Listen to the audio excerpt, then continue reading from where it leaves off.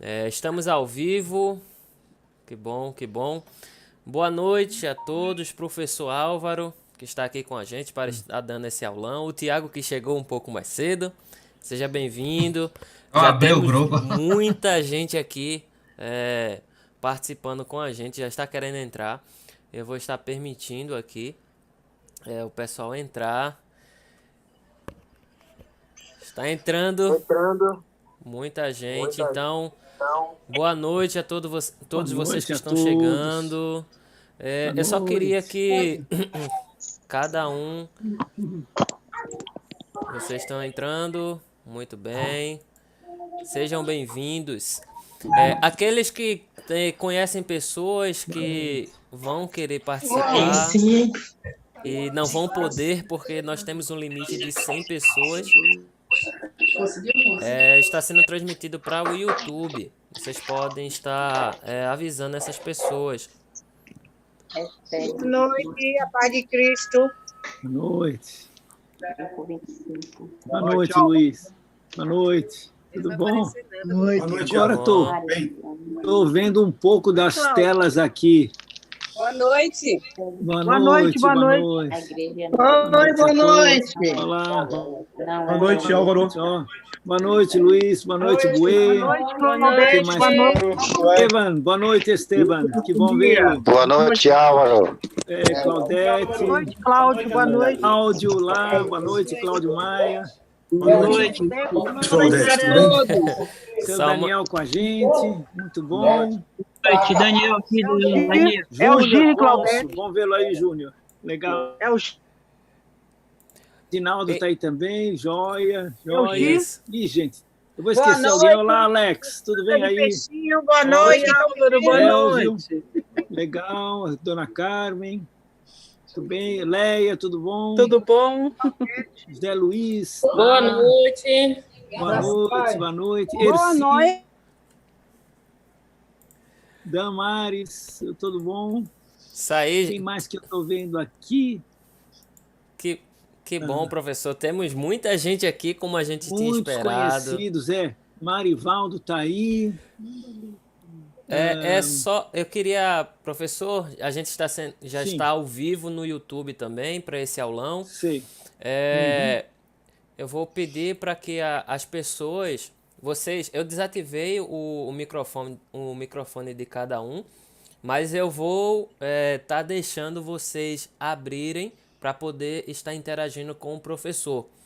Então, quando vocês tiverem alguma dúvida enquanto o Álvaro estiver falando, vocês podem, ativem, faça a pergunta e depois que terminar, para manter a ordem, a calma da coisa, nosso culto racional, para que vocês desativem e assim a gente possa ter uma aula muito boa aqui, porque temos 100 pessoas aqui.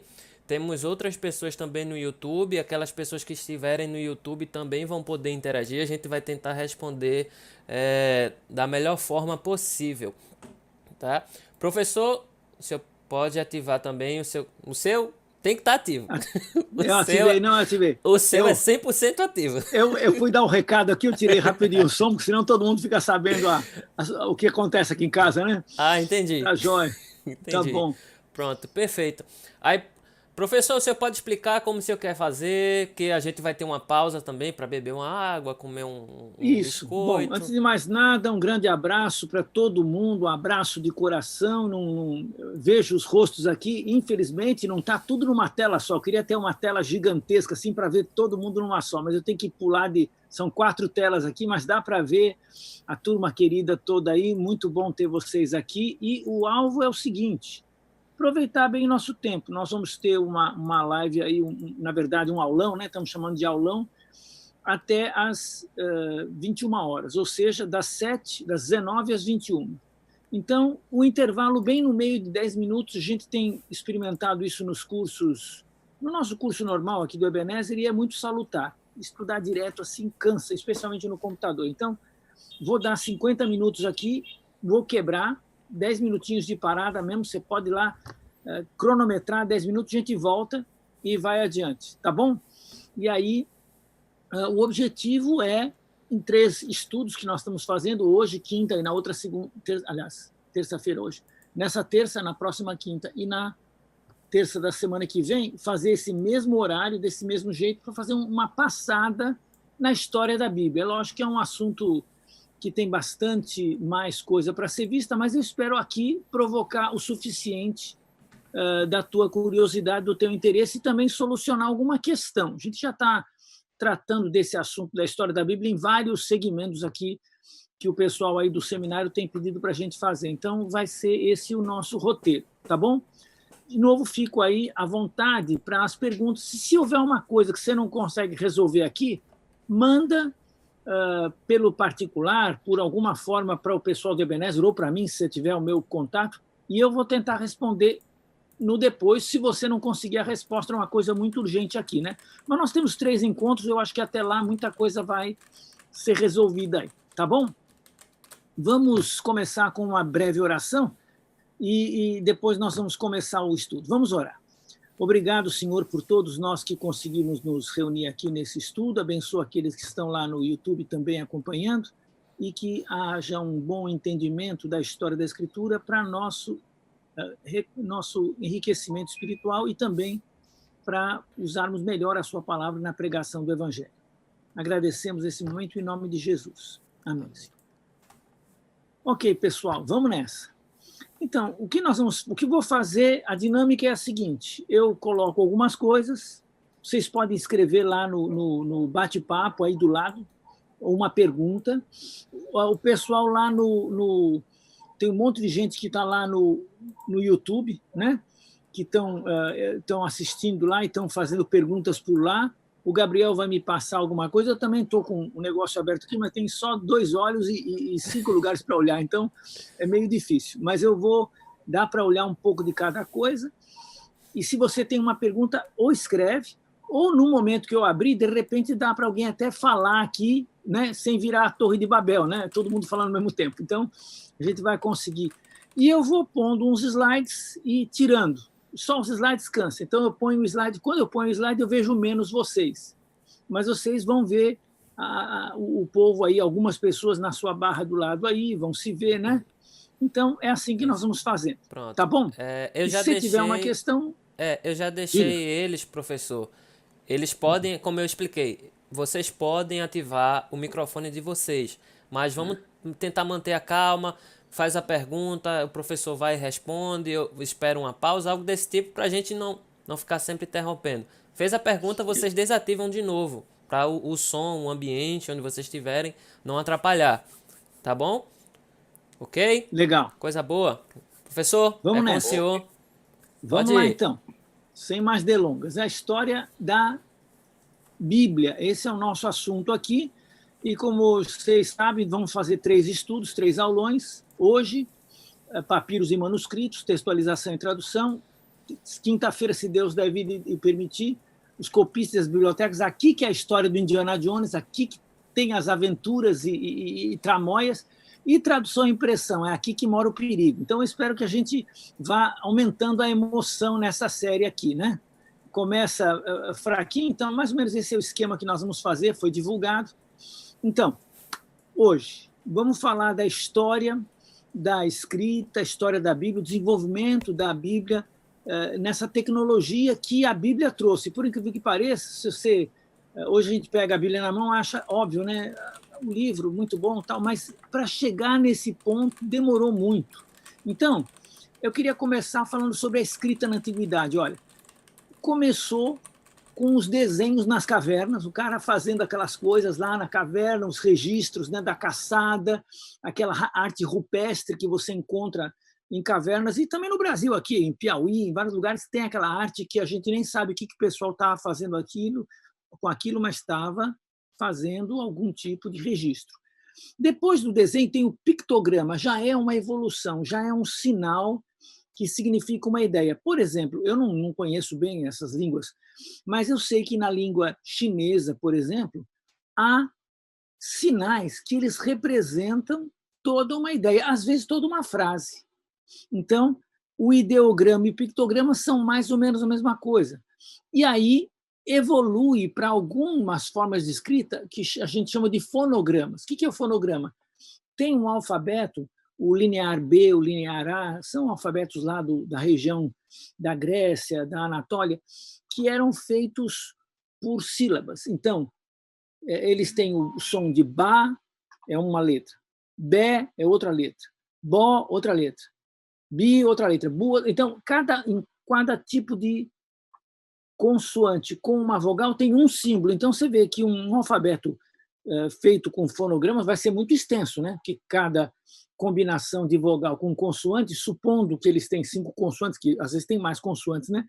Fica complexo. Mas aí evoluiu finalmente para o nosso alfabeto. Então, a história da Bíblia coincide com a história dos antigos alfabetos, ou seja, a Bíblia vai ser escrita mais ou menos a partir do tempo de Moisés. A data de Moisés, numa perspectiva que a gente chama na arqueologia de maximalista, ou seja, aquele arqueólogo que tenta levar em conta o máximo da informação bíblica que é possível dentro do ambiente. Então, o maximalista pensa assim: as datas bíblicas cabem dentro dos relatos históricos. Então, Moisés é mais ou menos 1446 anos antes de Cristo, ou seja, século XV antes de Cristo. Então, é ali que começa a escrever a Bíblia. Nós temos as histórias anteriores, claro, desde a criação do mundo até Moisés tem muito tempo, mas o registro bíblico começa com Moisés escrevendo, tanto que os primeiros 5 livros da Torá, que a gente chama o Pentateuco, os livros da lei, né? Na nossa versão da Bíblia, os hebreus chamam de a Torá, ou seja, a instrução, a lei. Esses 5 livros são datados dessa época de 1440 anos, mais ou menos, antes de Cristo, na época que Moisés tirou os israelitas lá da escravidão no Egito. Então, esse período é o período da pergunta: existia escrita? Então, no século XVIII para o século XIX, mas no século XVIII, antes que algumas descobertas arqueológicas fossem feitas, tinha um grupo de pesquisadores europeus que diziam: Moisés era analfabeto, nem existia alfabeto ainda na época. Eles não sabiam o quê? Que, na verdade, o alfabeto é um desenvolvimento muito mais antigo do que eles pensavam. Então, esse processo de desenvolver aqui, olha, a escrita, né? Desde o desenho até o alfabeto, né? É um processo que já estava em andamento e no tempo de Moisés já tinha ocorrido. Então, quando a gente chega aqui na época de Moisés, você vai encontrar muito desses quadros aí nos livros, né? Que mostram os alfabetos, como desde aqui, ó, o alfabeto fenício aqui vai evoluindo para os outros alfabetos, né? Deixa eu tirar tem uma coisa que está no meu caminho aqui, peraí, deixa eu ver se eu consigo. Não consigo tirar isso aqui, não. Bom, mas então, desde o alfabeto fenício aqui até o alfabeto romano, latino que nós usamos, eu vou me ater numas letras só para vocês terem uma ideia. Olha, vou me ater nesse conjunto de letras aqui. Essa primeira letra aqui, ó, é a cabeça de um boi. Não parece a cabeça de um boi? O desenho parece. Mas aí, o boi, nas línguas semíticas, o nome dele é Aleph. Aleph. Aleph é boi, olha. Agora, você pega essa cabeça de boi aqui. Essa aqui é o desenho, né? É quase um ideograma, um pictograma. Aí você pega, olha, esses desenhos aqui você põe em 3.200 antes de Cristo. 3.200 anos antes de Cristo já tinha esses desenhos aqui. Aí, mais ou menos 1.500 já está nesse formato aqui. Os fenícios, que não inventaram o alfabeto, mas eles só levaram de um lado para o outro. O fenício é um comerciante do mundo antigo, é o grande dono da frota de caminhão, de navio, na verdade. Eles levavam as coisas de um lado para o outro. Os fenícios já deitaram, olha. Então, os chifres do boi ficaram aqui, ó, e a cabecinha dele ficou aqui. O grego deitou mais ainda. Olha a nossa letra A. A nossa letra A é o boi olhando para cima. As perninhas do A aqui, ó, eles são justamente a letra que foi virada, né?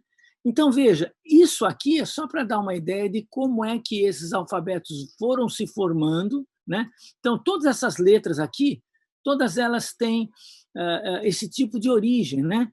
A letra M, olha, aqui embaixo, é um monte de ondinha, é a água. Em hebraico, a palavra mayim é águas, né? Então, você vê que aquilo que quem é muito antigo, aí não vou falar quem é, estudou na cartilha Caminho Suave, e a gente tinha que ver um sinal, I de igreja, tinha uma letra I assim na torre da igreja, a gente associava a imagem com a letra, né? O E de elefante, o elefante fazia um sinalzinho assim com a tromba, a letra E, né? Tudo isso, na verdade, a gente reproduz com a criança na escola a história da escrita. E a criança aprende do mesmo jeito que a humanidade, por milênios, desenvolveu a escrita. A gente faz isso no primeiro mês com a criança na escola. Ela, em um mês de aula, ela passa por uns 3.000 anos de desenvolvimento da grafia, dos sinais para o símbolo que significa o som. Então, esse desenvolvimento da escrita está no início do desenvolvimento da Bíblia, porque justamente a Bíblia vai ser escrita, como falei, a partir de 1440 a.C., com Moisés, e esse desenvolvimento virá porque a escrita já existe. Então, Moisés vai escrever nesse tipo de alfabeto semítico, primitivo, o anterior ao fenício, né? E isso aqui, ó, essa pequena esfingezinha achada mais ou menos 1500, olha, 1500 a.C., ou seja, uns 100 anos antes de Moisés, isso aí foi achado numa mina de cobre lá no Sinai, na região do Sinai, inclusive. Ela tem aqui uma inscrição alfabética, olha, isso aqui não está no formato de hieroglifo egípcio, mas é alfabético. Então, nessa região, 100 anos antes de Moisés, já se usava o alfabeto. E veja, quem usava isso aí não era gente simples lá que estava lá na mina de cobre, cavando, fazendo alguma coisa. Não estamos falando do faraó do Egito. Agora, Moisés, que foi educado na família de Faraó, devia ter acesso não só a essa tecnologia da escrita, mas muitas outras. Ele saberia muitas coisas que ele poderia depois usar, e certamente usou, para escrever os primeiros livros da Bíblia. Então, a Bíblia está no início desse processo da escrita. Então, quais são, vamos lá, as línguas da Bíblia? A Bíblia, lógico, a gente pega, aproveita a Bíblia aqui, né? Bíblia Sagrada, letra gigante, eu já preciso de letra gigante. Português, eu já esqueço que a Bíblia não foi escrita em português. Então, línguas da Bíblia, 3 línguas, lembra sempre. A gente sempre pensa em latim. Latim não é língua da Bíblia. Latim é uma língua na qual a Bíblia foi por muitos anos lida, mas não é a língua original da Bíblia. Então, quais são as línguas da Bíblia? Vamos lá. Línguas da Bíblia são essas aqui, ó. 1, 2 e 3. Misericórdia, que negócio é esse? Hebraico, o Velho Testamento quase todo em hebraico. Aramaico, um pedacinho em aramaico, mas o aramaico do Velho Testamento, eu vou mostrar para vocês, não se escreve com essa grafia aramaica que é mais recente. O aramaico da Bíblia se escreve com as letras hebraicas normais. E aqui o grego. Então, se você quer falar de línguas bíblicas, grosso modo a gente fala hebraico e grego. Pronto, resolveu tudo, hebraico e grego.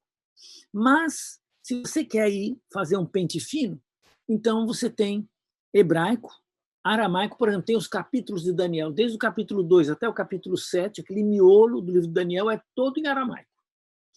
E alguns versículos, Jeremias, um versículo, uma palavra aqui e ali. O Novo Testamento também tem palavras aramaicas, né? Jesus falando Abba, é aramaico. Ou ele falando para a menina, Talita Cumi, né? Falou em aramaico. Eloi, Eloi, lema sabachthani, é aramaico, porque em hebraico é Eli, Eli, né? quando ele falou efatá, para aquele sujeito mudo falar, abrir a boca. Então, pequenas palavras aramaicas entraram no Novo Testamento, inclusive na igreja. A igreja usa o maranata. Maranata, vem, Senhor Jesus, é uma palavra aramaica. Então, o Novo Testamento tem só uma palavrinha ou outra aramaica escrita com os caracteres gregos, com essa tipo de letra aqui. O Velho Testamento em hebraico e um pouquinho de aramaico no meio. Então, por que a Bíblia tem estas línguas? Porque essa é uma boa questão. Não é para nos perturbar, né? Não é. Mas isso ajuda você a pensar no seguinte também. O estudioso da Bíblia precisa lembrar, quando eu pego a minha Bíblia, né, nessas línguas antigas, né, uma Bíblia aqui, ó, essa aqui tá em hebraico, né? Essa Bíblia aqui é completa. Ela tem a parte grega dela, que é o Novo Testamento, e o Velho Testamento está em hebraico. O Velho Testamento começa de lá para cá, por isso que está assim, né? O Velho começa aqui, né? O Velho é que nem japonês, né? Começa do lado de cá, né? Aqui começa o Velho Testamento e o Novo Testamento é normal, ele começa do lado de cá, né? Cadê? O Novo Testamento está aqui, né? Mas enfim, quando eu pego essa Bíblia, eu estou lembrado que a Bíblia foi escrita numa outra linguagem, numa outra época, numa outra cultura. Então, eu tenho que tomar cuidado para interpretar a Bíblia dentro desses parâmetros, né? Então, o que fazer, então? O que fazer é lembrar da distância cultural e da distância linguística, da distância histórica, e fazer uma interpretação adequada. Agora, se eu pensar por que foi escrito em hebraico, por que escrito em aramaico, por que escrito em grego, aí eu fico contente. Por quê? Vocês imaginam por que foi? Olha, uma das razões mais bonitas disso está no fato de que Deus queria falar com as pessoas. E quando Deus quer falar com uma pessoa, ele usa a linguagem da pessoa. Quando Jesus vai falar com gente faminta, ele fala de pão. Quando ele vai falar com uma mulher que está com sede, ele fala de água. Quando ele vai falar para um pescador que tem que largar a pesca para virar pescador de homem, ele fala de pesca. Jesus se encarna no afazer, no cotidiano, na vida das pessoas, para dali levar as pessoas para algo além. Então, a Bíblia é um pré-projeto de Jesus. Jesus veio e se encarnou, mas a Bíblia é a palavra de Deus encarnada. Então, como ela veio primeiro aos hebreus, ela veio na língua deles, a língua hebraica, a língua de casa, a língua que a criança aprendia, a língua que o velho falava, a língua do homem, a língua da mulher, a língua de todos. O hebraico era a língua da nação. A nação recebeu a palavra de Deus, essa palavra ficou com eles. Aquele trechinho aramaico de Daniel, capítulo 2-7, a explicação que os estudiosos dão para esse fenômeno é a seguinte: aquele trecho era para os gentios lerem, para saberem como é que Deus administra a história, como é que Deus cuida da história. Então você vê, quando é para falar para os outros, põe na língua dos outros. Na época que Daniel escreveu, no 6º século antes de Cristo, quando ele escreveu aqueles capítulos de 2-7 de Daniel, a língua internacional, o inglês da época, né, a língua que você tem que saber para andar pelo mundo antigo, era o aramaico. Então, aquele trecho foi escrito na língua internacional. Então, e o Novo Testamento escrito em grego por quê? De novo, Jesus era judeu, ele falava aramaico. A nação de Israel lia a Bíblia em hebraico, mas o Novo Testamento foi escrito em grego. Por quê? Porque era para conversar com todo mundo, para todo mundo saber da boa nova que veio através da pessoa de Jesus. Então, a escolha divina das línguas bíblicas não é porque o hebraico, o grego ou o aramaico sejam melhores que qualquer língua. Todas as línguas são boas. Todas as línguas são um artefato cultural, um dom de Deus para que nós vamos além do animal, né? Nós conversamos, nós falamos. Por isso que é um pecado a mentira. A mentira destrói a linguagem. Eu digo uma coisa, mas aquilo não significa o que eu disse. Então, mentira destrói a sociedade. Mas a linguagem como dom de Deus é boa. Agora, a Bíblia tem essas 3 línguas, né? O hebraico para o Velho Testamento, o aramaico para o Novo Testamento, aliás, o aramaico um pouquinho no Velho Testamento, um pouquinho, algumas palavras no Novo, e o grego para o Novo Testamento. São as 3 línguas bíblicas. Então, essas línguas são o jeito como Deus resolveu falar com os homens. Deus quer falar com a gente e a Bíblia é o testemunho aí. Tá bom? Alguma pergunta que não quer calar até aqui? Eu vou falar um pouquinho sobre cada uma das línguas agora. Vou falar um pouquinho de hebraico, um pouquinho de grego, um pouquinho de aramaico. Quem é que está falando? Pode falar que você já começou.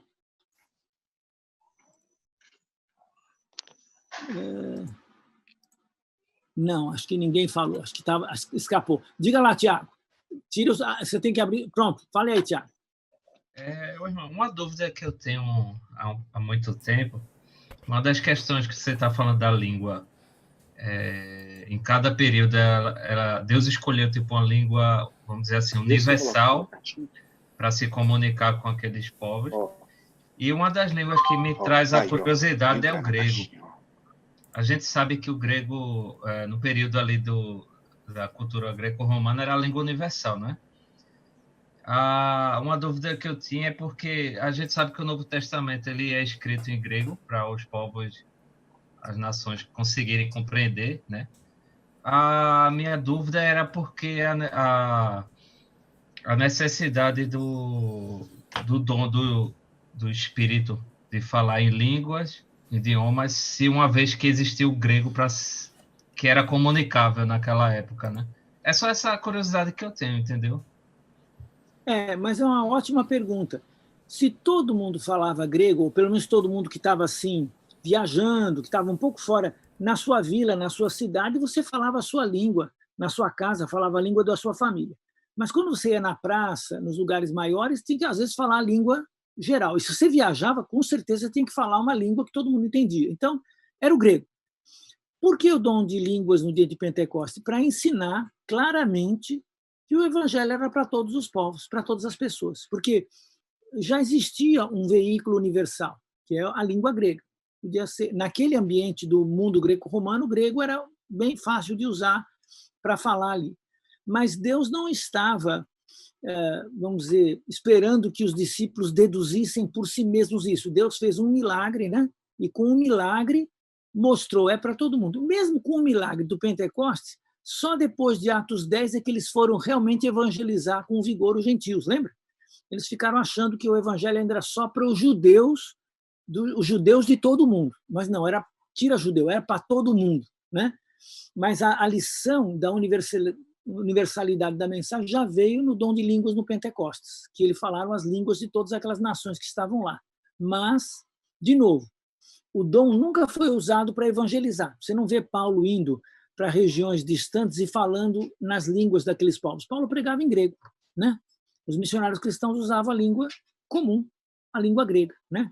Então, o dom de línguas foi um sinal para a igreja se dirigir aos povos, mas assim não era um instrumento de, vamos dizer, de conseguir boa vontade ou evangelização, né? Mas, de novo, então, a Bíblia... no caso, então, seria aquilo que Paulo falou, era um sinal para os descrentes, não é isso? Aí eu preciso ter um pouco mais de tempo com você para explicar, porque lá em 1 Coríntios 14, sinal para descrente é o contrário. O dom de línguas, do jeito que eles estavam usando, era um sinal para a pessoa ficar descrente, não para crer. A pessoa ouvia as línguas e ficava descrente. É isso que ele diz lá em 1 Coríntios 14. Mas a gente pode ver isso em outro momento, que aqui vamos sair um pouco do nosso assunto. Mas obrigado pela pergunta, uma ótima pergunta sobre a questão das línguas bíblicas. Que mais? Vamos adiante? Se puder, eu queria fazer uma pergunta. Quem? Eu tenho perguntas aqui no chat. Olha, quais passagens do Novo Testamento tiveram a pior tradução? Olha, pior tradução é difícil a gente achar a pior tradução, mas depois eu posso pontuar um lugar ou outro que a gente é atrapalhado com a tradução. Vai ser na aula 3 que eu vou falar sobre tradução. Quem perguntou agora, pode falar. Na verdade, eu ouço um podcast do Fael Rabi, que ele fala sobre a visão hebraica da Bíblia, né? E ele disse, não sei se vocês estão me ouvindo bem, agora que eu lembrei que eu estou com o microfone ruim. E ele falou sobre a Bíblia ser escrita, a maior parte dela, e talvez lá no período da Babilônia, no período que eles estavam presos na Babilônia. E antes disso, se passava bastante pela tradição oral. E eu não sei, eu queria ouvir do senhor, né, mais sobre isso. Então, essa pessoa, embora de tradição judaica, ele comprou um produto do colonialismo europeu. O que aconteceu? No século XVIII, os estudos críticos da Bíblia começaram a se desenvolver no meio europeu, sobretudo alemão, francês, ingleses, né? Aqueles povos europeus que tinham a cultura tanto do iluminismo, da filosofia, do pensamento daquela época, como também cultura bíblica. Então, eles começaram a aplicar os cânones da crítica literária que eles desenvolveram para outros livros, para a Bíblia. E eles chegaram à conclusão que Moisés, por exemplo, não poderia ter escrito. Como falei, na época pensava-se que nem existia alfabeto ainda. Então, como é que a Bíblia foi escrita? Então, eles criaram uma ficção chamada chamada a crítica das fontes, que eles acham que os documentos bíblicos, especialmente o Velho Testamento, foram surgindo muito depois da época de Moisés. Na verdade, por exemplo, a Torá mesmo, o Pentateuco, só ficou completo na época do Esdras, né? O Deuteronômio foi uma coisa forjada pelo sacerdote Ilquias no tempo de Josias. Então, eles invertem a história bíblica. Em vez de primeiro vir a lei e depois os profetas, eles primeiro têm os profetas, depois a lei.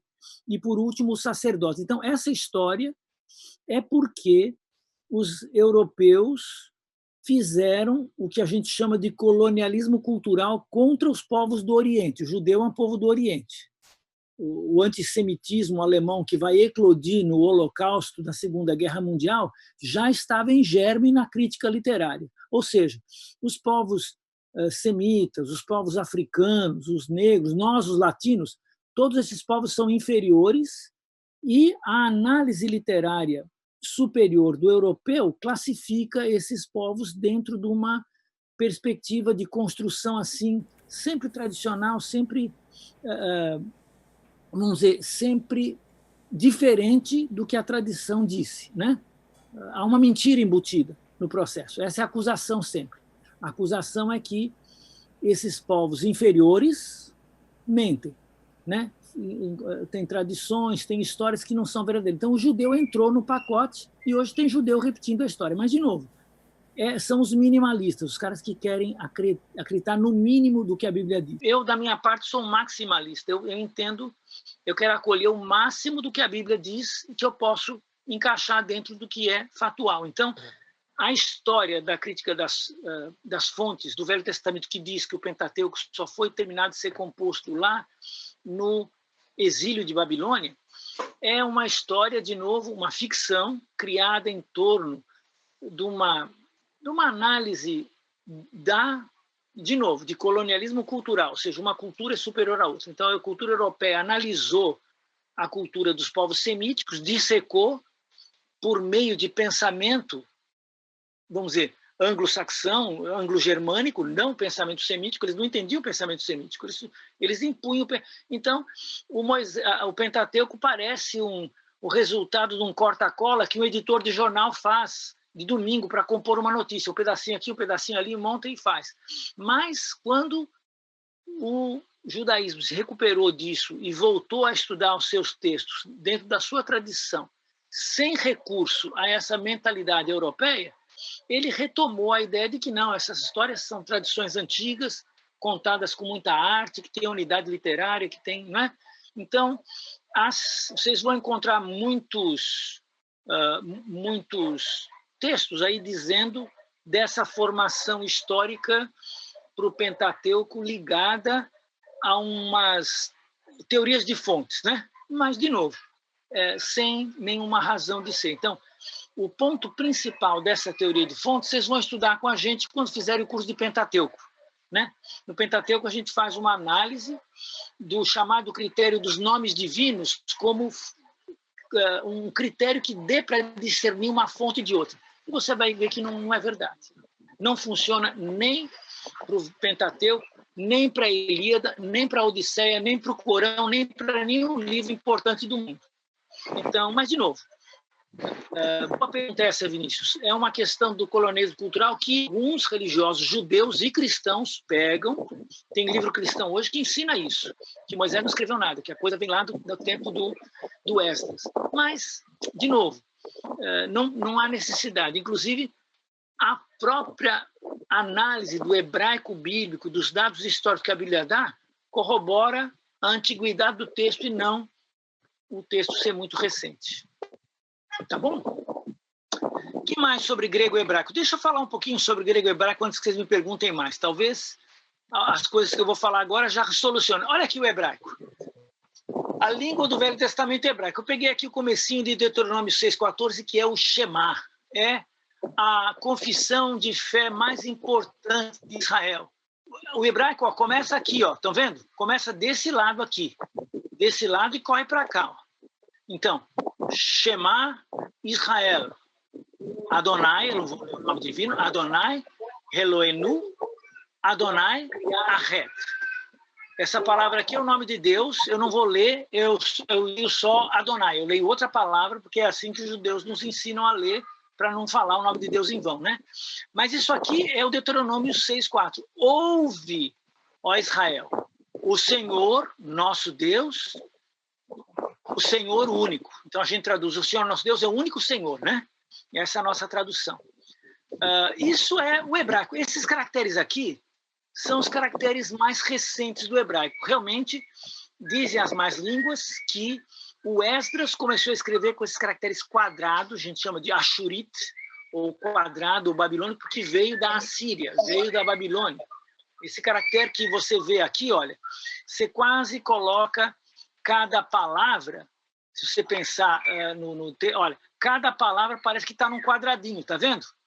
E é mesmo, quando eu ensino hebraico, o pessoal fala, olha, imagina um quadrado e escreve a letra dentro do quadrado. Quase todas ficam no quadrado. As pequenininhas, como essa aqui, não, ficam em meio quadrado, né? Mas esses caracteres quadrados, quando você encontrar um texto, um manuscrito, no chamado paleo-hebraico, hebraico mais antigo, eles não estão nesse formato, eles estão nos caracteres fenícios, o azinho parece uma ponta assim, parece a cabecinha do boi, né? De cabeça para baixo ainda, ele olha para baixo. Mas, enfim, o ponto é que esses caracteres vêm provavelmente com Esdras, até para diferenciar a Bíblia dos judeus da Bíblia dos samaritanos, que eles usavam ainda o caractere antigo, e as Bíblias hebraicas hoje estão assim. Então, você tem nessa Bíblia aqui, nesse texto aqui, você tem as consoantes, essas coisas grossas, e as vogais são esses pontinhos aqui, ó. Os pontinhos embaixo e em cima. Ó. Esse pontinho não, mas esse pontinho aqui é uma letra O. Isso aqui é outra letra, outra vogal. Então, o hebraico era escrito só com consoantes, né? Não tinha vogal. Mas como é que ele lembrava? Ele lembrava de cabeça as vogais, né? Então, se eu pegasse, vou pegar o nome do Esteban aqui, vai, Esteban, né? Esteban, eu ia escrever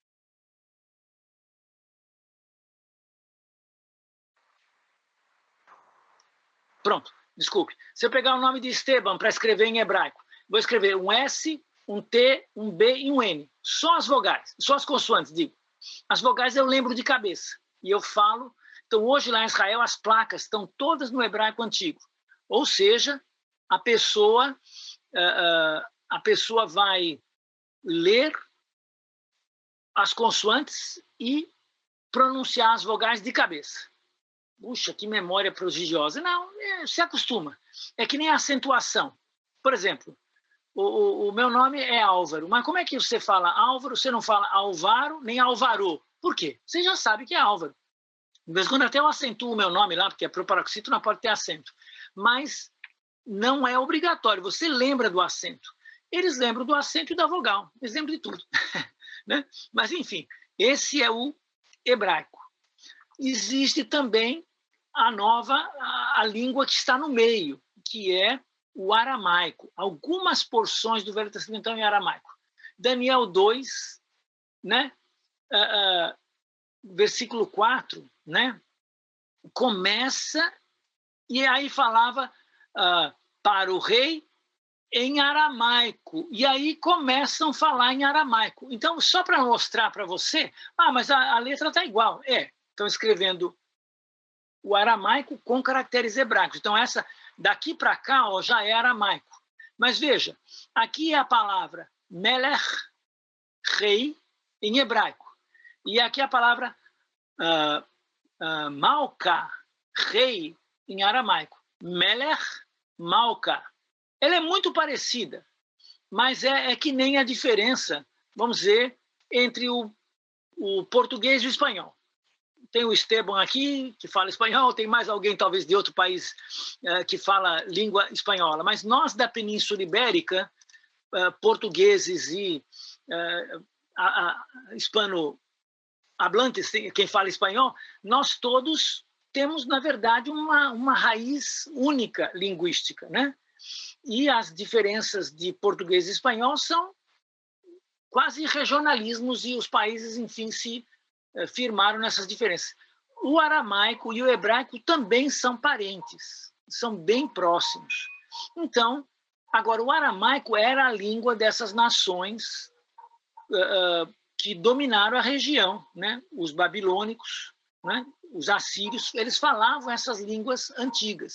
Então, por força militar, a língua deles se tornou uma língua padrão. Então, Daniel escreveu um pedacinho do livro dele na língua internacional, vamos dizer, da época, que era o aramaico, né? Mas é um pedaço pequeno que tem ali, tá bom?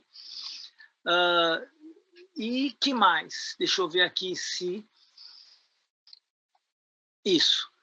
Agora eu vou, então, para o último quadro aqui dessa parte, que é o grego.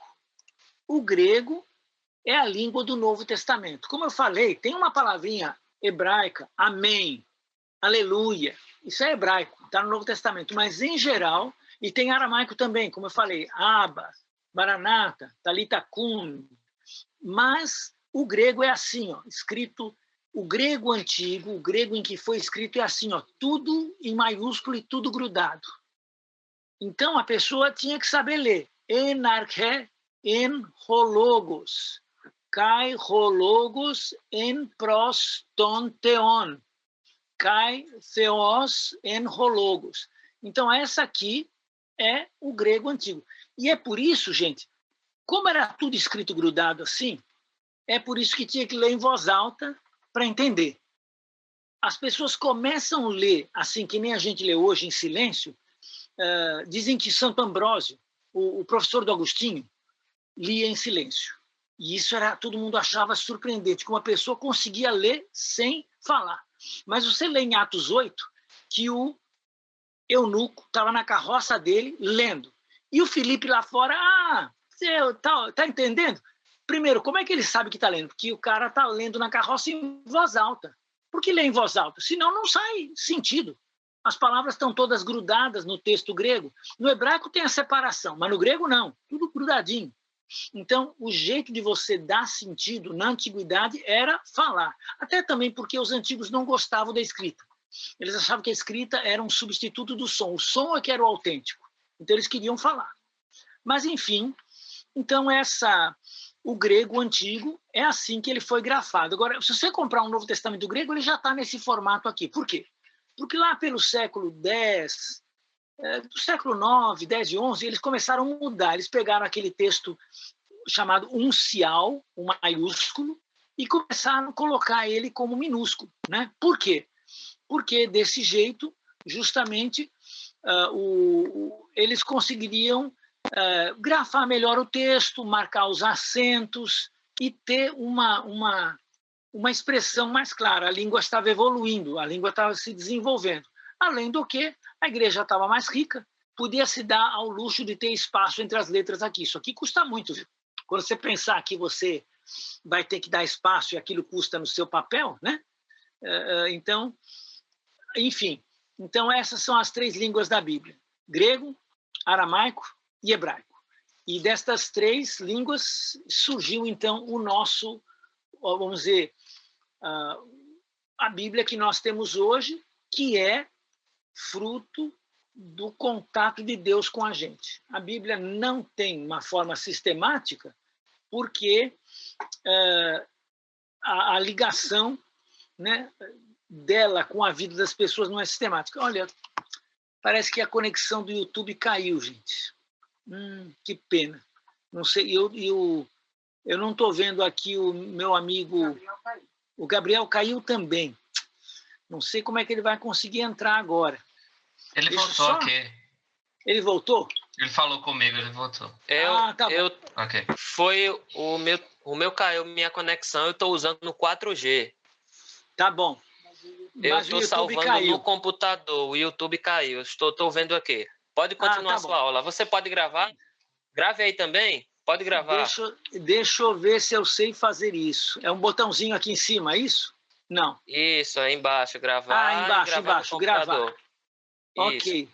Ótimo, perfeito. Eu vou solicitar a sua permissão para gravar. Parece que eu tive que solicitar a permissão. Foi feito? Pronto. Okay. O Tiago. Tiago, pode aceitar. Então, Tiago, se você aceitar para mim, eu gravo aí.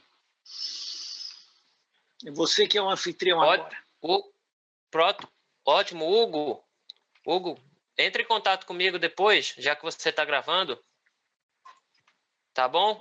Ok, então ótimo. Obrigado. Então perfeito. Eu vou continuar. Pode continuar, professor. Pode continuar. Tá não tem bronca não. Então eu estou vendo o pessoal aqui conversando, que é muito bom. Falou sobre como a Bíblia foi preservada, transmitida antes da escrita. Então, nós estamos vendo, vamos falar agora sobre o processo de redação dela sendo escrita, né? Agora, o link do YouTube, eu acho que está aqui nessa lista, né? Não sei. Tá. Então, eu vou avançar aqui. Olha, se você quiser olhar isso aqui. Deixa eu perguntar, Gabriel, o link do YouTube vai ser o mesmo? Possivelmente não, vou criar outro. Vai criar outro, tá bom. Quando você terminar, eu vou criar um editado. Vai criar outro depois. Sua aula. Tá. Isso, como o Hugo já está salvando no computador dele, eu pego com ele depois, edito e posto lá. Amanhã está disponível com um novo link. Então só amanhã, né, para o pessoal do YouTube, que pena. Isso. Tá bom, mas vamos lá. Pode continuar. Tá bom, vamos lá. Então, Opa, foi rápido demais aqui. Eu queria falar sobre os materiais em que se escreveu. Por quê? Porque a gente, de novo, hoje eu pego aqui a Bíblia, né, nesse formato, e nem me dou conta como isso aqui demorou para chegar nesse formato, né? Então, se escreveu em pedra, barro, madeira, couro, papiro, pergaminho, papel, até metal, né? E eu quero, então, repassar essa história da grafia da Bíblia para a gente entender um pouco como é que isso aconteceu. Então, por exemplo, pedra. Isso aqui, lógico, não é um texto bíblico. Isso aqui é chamada Pedra Roseta, né? Pedra Roseta, que era um documento egípcio, trilíngue. E ele foi muito interessante porque, primeiro, ele, escrito em pedra, um decreto, uma comunicação real, que ajudou os pesquisadores a fazerem uma decifração importante. Por séculos não se sabia o que eram aqueles símbolos nas pirâmides, aqueles desenhinhos, aquelas figurinhas, centenas de figurinhas, né? Então, eles não sabiam o que era, né? Mas aí essa pedra Roseta ajudou eles a entenderem. O Chapolin, o cara que desvendou, ele teve a seguinte sacada: olha, esse negócio que está marcado aqui deve ser o nome do rei. E como esse documento tinha hieróglifos aqui, e duas línguas que eles conheciam aqui embaixo, justamente grego, e aqui o egípcio popular, né? Então ele conseguiu notar que onde tinha esse chamado cartucho, esse cartucho no texto, né? Esse era o nome do rei. Ele acabou, então, por aproximação, vendo essa letra, escreve daqui para lá, né? Ptolomis, que é Ptolomeu. Então, ele, em 1882, decifrou. Então, só para ter uma ideia, que muita inscrição em pedra antiga tinha escritas seculares, mas ninguém sabia. Passaram-se anos vendo aqueles desenhos todos nos templos egípcios, não se sabia o que era. Somente a época da independência do Brasil, 14 de setembro de 1822, né?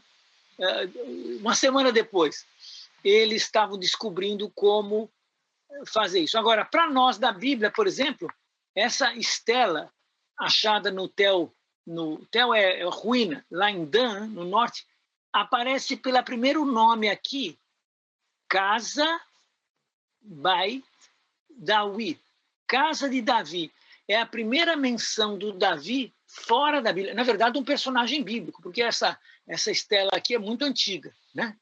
Então, eu estou vendo que está voltando lá no YouTube. Só está um pouco, precisa enquadrar direitinho, mas está voltando lá.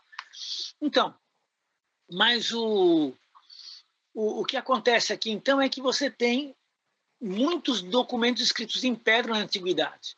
Agora, barro realmente era mais comum. Pedra, você vê, é uma coisa de um rei falando sobre a casa de Davi, é outro rei fazendo um decreto. Agora, o povo comum não vai escrever em pedra, né? E embora os 10 mandamentos, aquelas 2 placas, foram escritas em pedra, né? Eram únicas, né? Não se fazia cópia daqui. Agora, o barro não, o barro já era uma coisa comum. Isso aqui, essas plaquinhas aqui, infelizmente, foram achadas desse jeito, olha que bagunça, né? Em Ebla, e elas são placas de 2.300 a.C. Então, você veja só que antiguidade tem esse processo, né? Então, deixa eu ver, tem uma pergunta surgindo aqui, deixa eu só interromper um pouquinho a apresentação e ver se eu posso... então, tá bom. Não era nada. A estela do Tel Eldan, ela é do século 13. Não, desculpe, eu estou misturando as estelas, estou falando da Merneptah.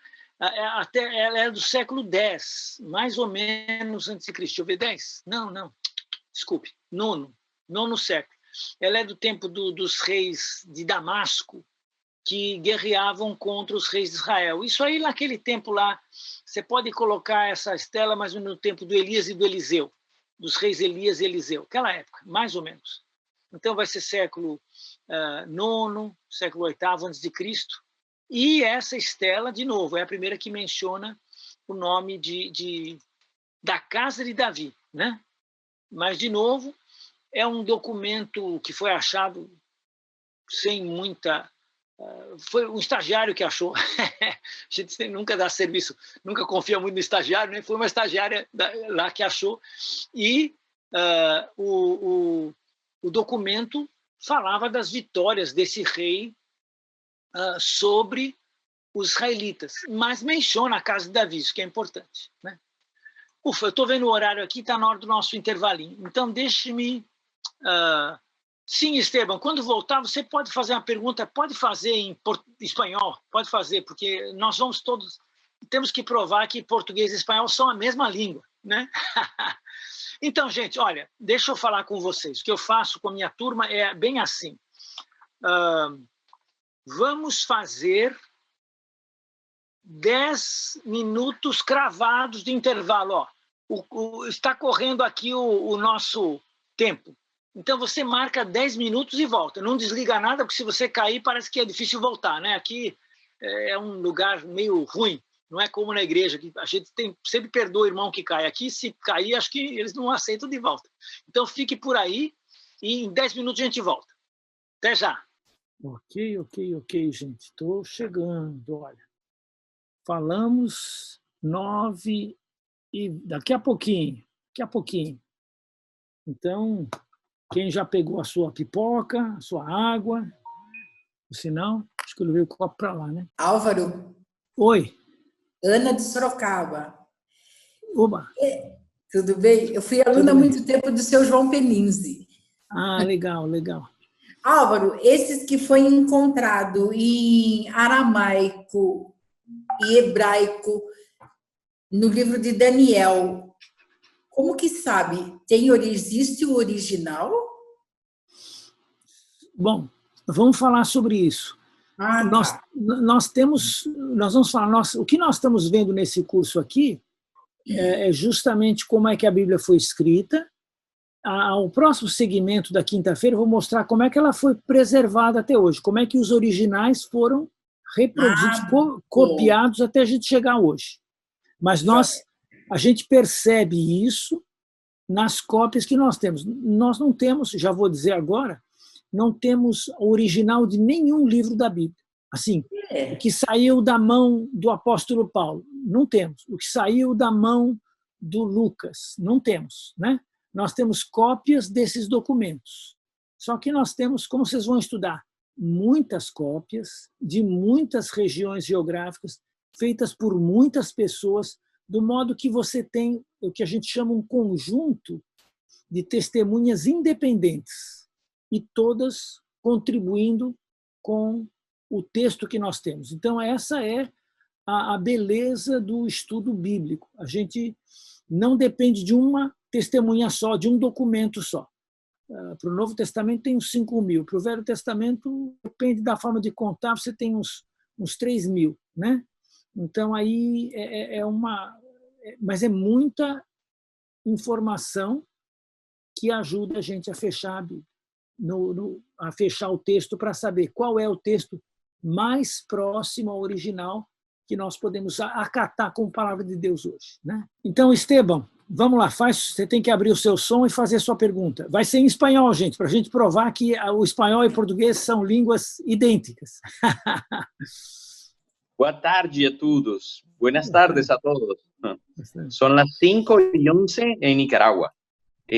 Hermano Álvaro, tengo una pregunta. Cuando usted me entró una llamada y por eso no la escuché bien.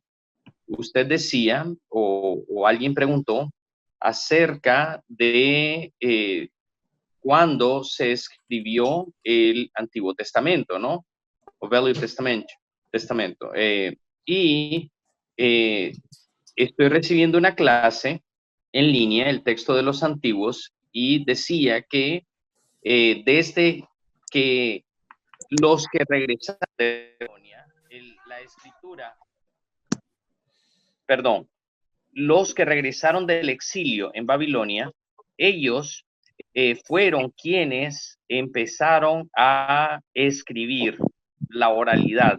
De lo oral se pasó a lo escrito.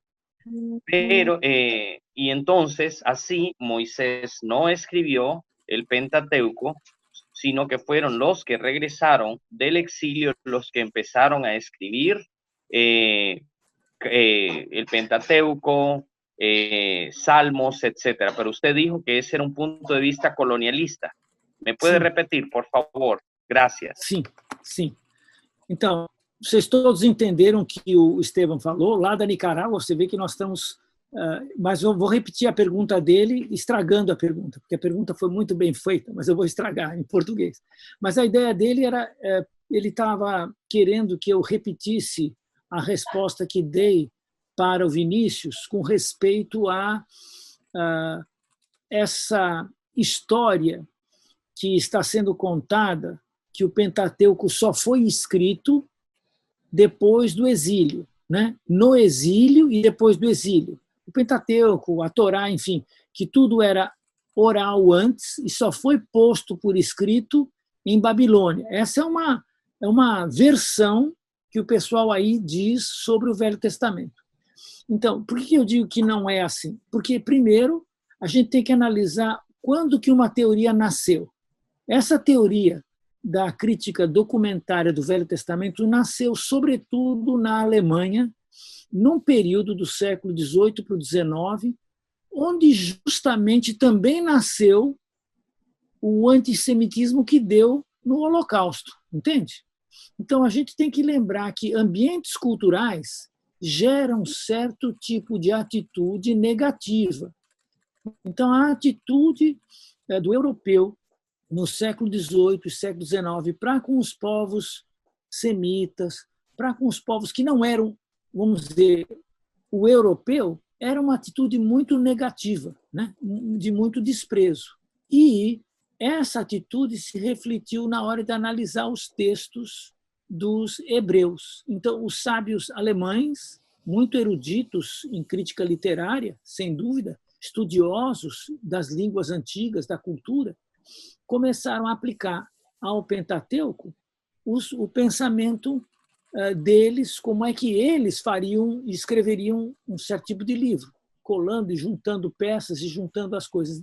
Então, o que eu digo é que essa crítica literária ao Pentateuco ela é mais fruto do colonialismo cultural, ou seja, daquele preconceito que existia do europeu com os povos indígenas, com os povos latinos, com os povos pardos, né, aqui da América, com o povo asiático, com os hindus, o pessoal da Índia. Todos os povos sofreram o mesmo preconceito. E o alemão também fez isso com o judeu.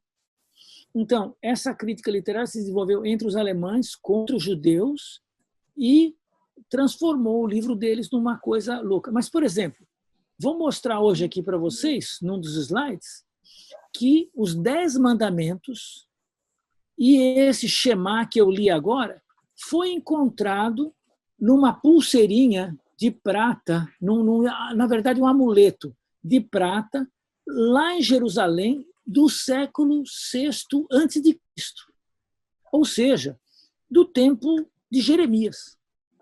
Então, se esses livros só foram escritos no exílio, que ocorreu no século V, e eles voltaram lá no fim do século V a.C., como é que esse texto está escrito num talismã 200 anos antes? Né?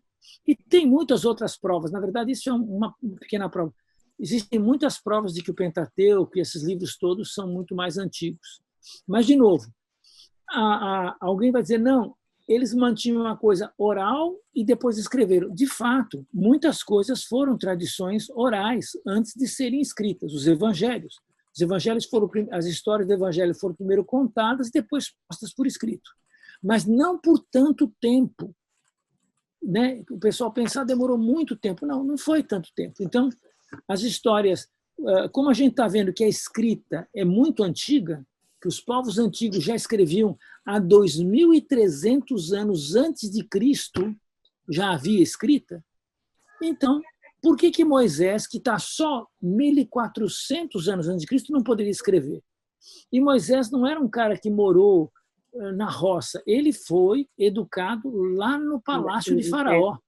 Ele conhecia a língua dos egípcios, a língua dos gregos. Ele era muito culto, Moisés. Alguém está com o som aberto aí, desculpe.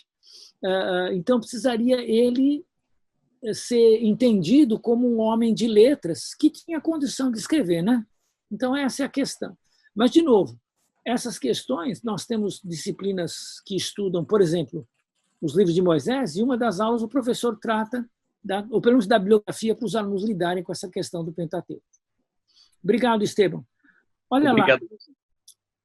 Então, a Bíblia de Jerusalém, se ela é fiel às Escrituras, olha, a Bíblia de Jerusalém, Almeida, Revista Atualizada, NVI, as Bíblias modernas estão todas focadas em cima dos textos que a gente chama, dos textos críticos, dos textos que fazem um estudo desses milhares de manuscritos, e por isso elas são Bíblias que tentam se aproximar ao máximo dos originais. Mas, de novo, a aula de tradução é a terceira, então vamos lá. Vamos tentar fazer essa aula aqui, que nós estamos falando sobre os materiais. Olha, a Bíblia foi escrita em que materiais? Eu já falei que foi escrita em pedra, né? Nós não temos nenhum pedaço da Bíblia em pedra, mas os 10 mandamentos, lembra? Foram escritos em pedra, pelo menos os 10. Depois, barro. Também não temos nenhum trecho da Bíblia escrito em barro, mas era muito comum. O barro é assim, o barro é mole, ele escreve com uma pequena cunha e depois cozinha isso aqui. E depois cozinha não dá mais, né? Então, olha, lá na biblioteca do Assurbanipal se achou em barro a épica de Gilgamesh, que é uma história de um homem, né, que vai fazendo as suas peripécias, caçadas, buscando a vida eterna. Mas também podia ser uma carta simples, podia ser um documento administrativo. tudo se fazia em barro, né? Então, as bibliotecas mais antigas, a biblioteca de Assurbanipal, olha aqui, ó, os livros aqui são o quê? Tijolos de barro, né? Aqui está bem limpinho, né? Parecia um... Mas isso aqui, por exemplo, é a narrativa babilônica da criação, Enuma Elish, é essa aqui, foi encontrada lá. E aqui, ó, onde os arqueólogos encontraram muitos desses livros antigos, né? Então, em barro, você pode ver como na Babilônia não tinha muito recurso de outra natureza, mas barro tinha bastante. Região de rio, né? Terra entre rios, entre os dois rios, Tigre e Eufrates. Então, muitos materiais de barro se tornaram livros, né? Couro. Couro é muito importante.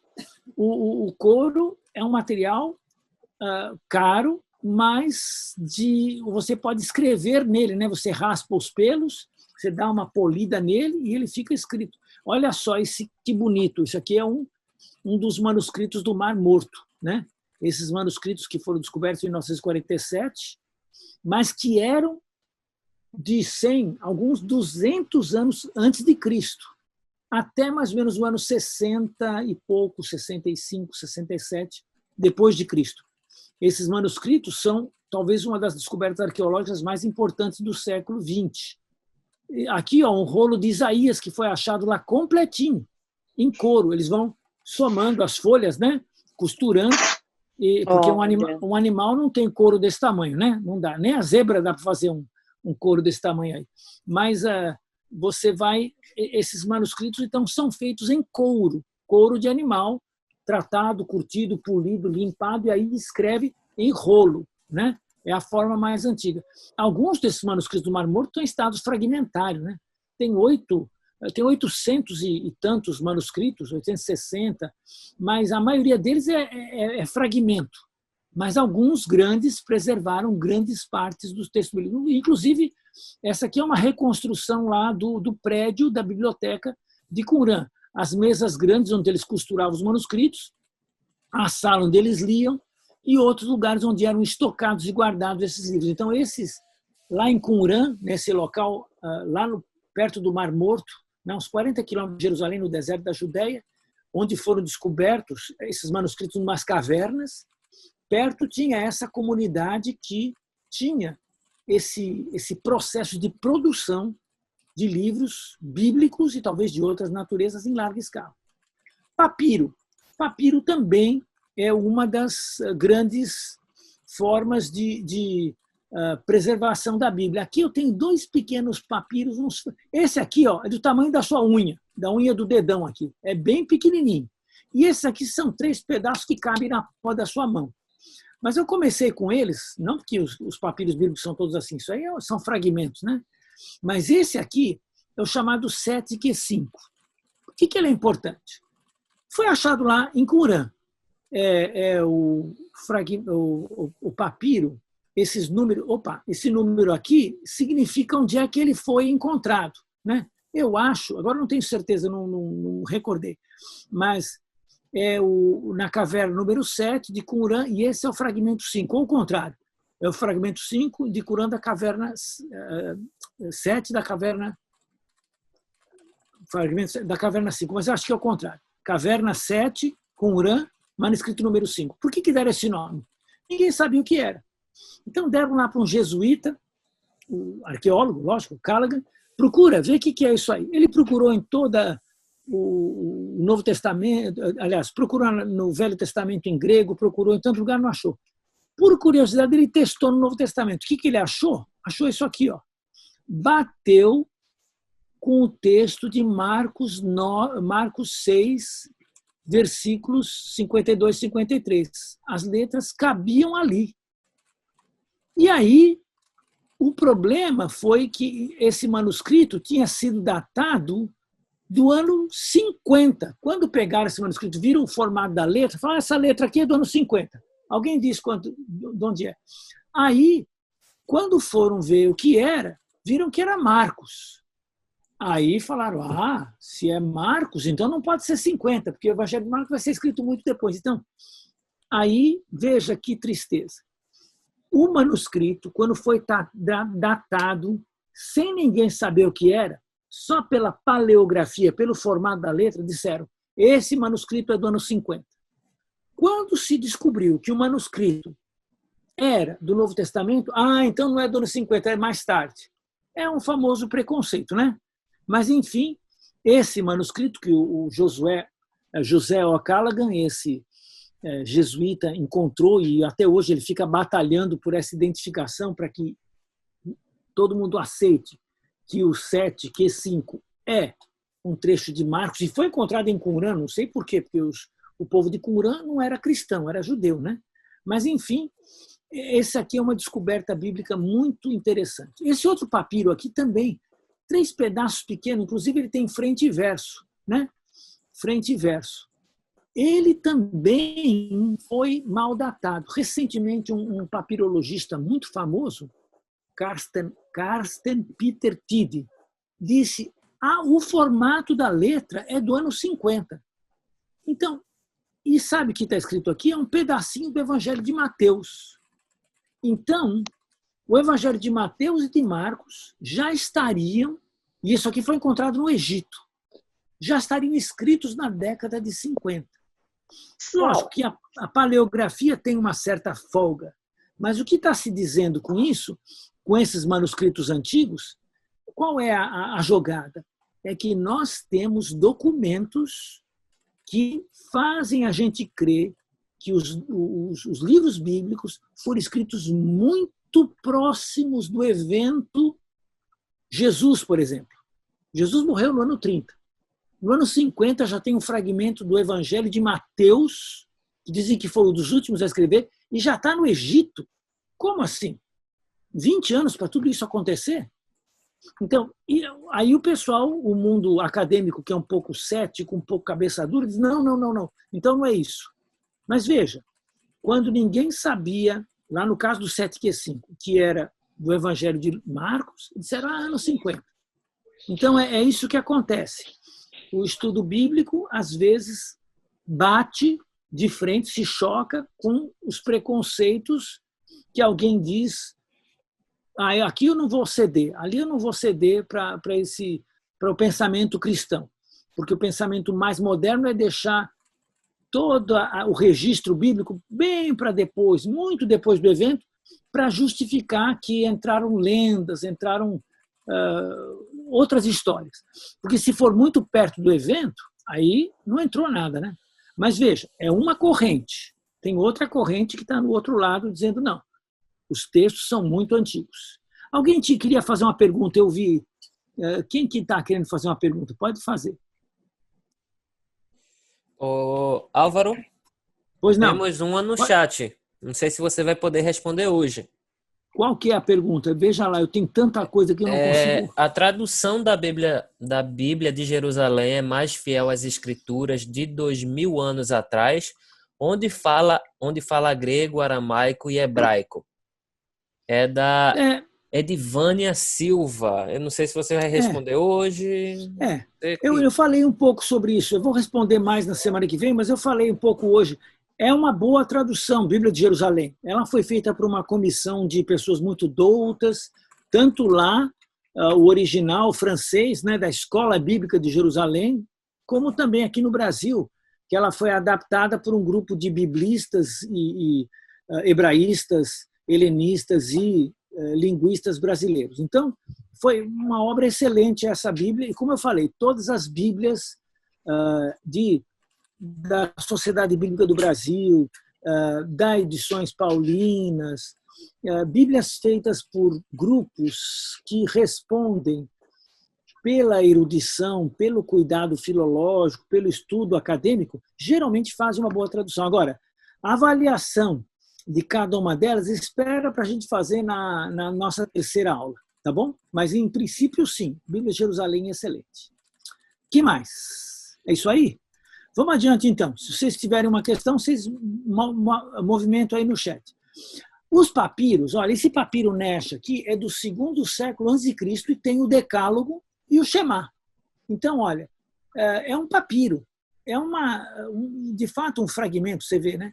Mas por que isso é importante? 2º século a.C. pode dizer ano 150, né, antes de Cristo. Por que é importante? Porque os manuscritos maiores que nós temos da Bíblia hebraica completos, eles são do século XI, do século X, no máximo século IX depois de Cristo. Então alguém poderia dizer, nossa, nós só temos manuscritos 1000 anos depois de Cristo, ou 900 anos depois de Cristo, mas a Bíblia hebraica não vem lá de trás. Então, os manuscritos do Mar Morto, quando foram descobertos, eles jogaram, como nós tínhamos manuscritos do ano 1000, eles eram 1100 anos mais antigos que os manuscritos que nós tínhamos do Velho Testamento. Então, antes de descobrir os manuscritos do Mar Morto, as nossas cópias mais antigas, completas, né, completas, não um papiro como esse, um fragmento, completa do Velho Testamento, era o Códice de Alepo, dos profetas, mais ou menos do século X, e o melhor, o mais completo códice bíblico, chamado Códice de São Petersburgo, foi chamado antes de Códice de Leningrado, mas é a mesma peça. Esses eram os mais antigos. Esse é do ano 1000 e pouquinho, passado do ano 1000. Mas esses manuscritos, então, quando descobriram os do Mar Morto, que eram tão mais antigos, então houve a questão, será que vai aparecer muita diferença? E, na verdade, sim, apareceram diferenças, mas nada que mudasse substancialmente o nosso texto, entendeu? Nada que... É diferença de soletração, diferença de grafia. E, na verdade, o que a maior parte dos eruditos que estuda muito a questão diz é o seguinte, o texto que nós temos, preservado pelos sábios judeus chamados massoretas, é geralmente superior ao texto que se tinha lá em Qumran, nesses manuscritos, em muitos casos. Um texto que era copiado com boa vontade, mas às vezes sem tanto cuidado assim, né? Então, o que eu quero dizer é que os papiros, que era uma forma como a gente tinha uma parte da Bíblia escrita, né? Testemunha, às vezes, textos muito antigos, né? Agora, lembra, o judeu preferencialmente escrevia a Bíblia dele em couro, mas aqui esse texto deve ser um texto litúrgico, um texto de oração, que tinha um texto de Êxodo e um texto de Deuteronômio, então isso aqui devia ser uma coisa mais pessoal, estava em papiro. Também, o Evangelho de João, olha, esse fragmento pequenininho do Evangelho de João, do ano 120, ele destruiu teorias que diziam que o Evangelho de João foi escrito só lá no ano 150. Bom, isso aqui já é do ano 120, foi achado no Egito. Então, são pedaços pequenos. Ninguém usa isso para traduzir a Bíblia hoje. A gente usa os manuscritos completos que nós temos. Mas esses fragmentos de papiro mostram o texto antigo, porque a igreja, quando começou, era pobre e só escrevia os livros dela em papiro, né? Aqui você tem esse papiro 66 também, do ano 200. Olha aí, escrito tudo, é um caderninho de papiro, né? E as folhas assim, ó, e o texto todo aqui em grego, tudo grudado, tá vendo? Outro papiro aqui, o 46, também, mesma coisa, olha aí, né? Tudo grudadinho, escrito em grego, né? Do ano 200 depois de Cristo. Isso aqui acho que é, não sei se é um pedaço de Lucas ou uma carta de Paulo. Aqui é o fim de 1 Pedro e início de 2 Pedro, né? Tá, a epístola escrita segundo... aqui eu não consigo, mas aqui ele começa. Aqui é Simão Pedro, eu acho que é. Mas, enfim, aqui você tem a carta, tá vendo? E tudo do segundo século. Você vê, é um caderninho, aqui é a divisão do caderno, tá vendo? Faz assim, né? No meio. Os cristãos foram os primeiros a usar a tecnologia do caderno de papiro para os seus livros sagrados. Agora, pergaminho, tudo bem, é a coisa mais nobre do mundo antigo.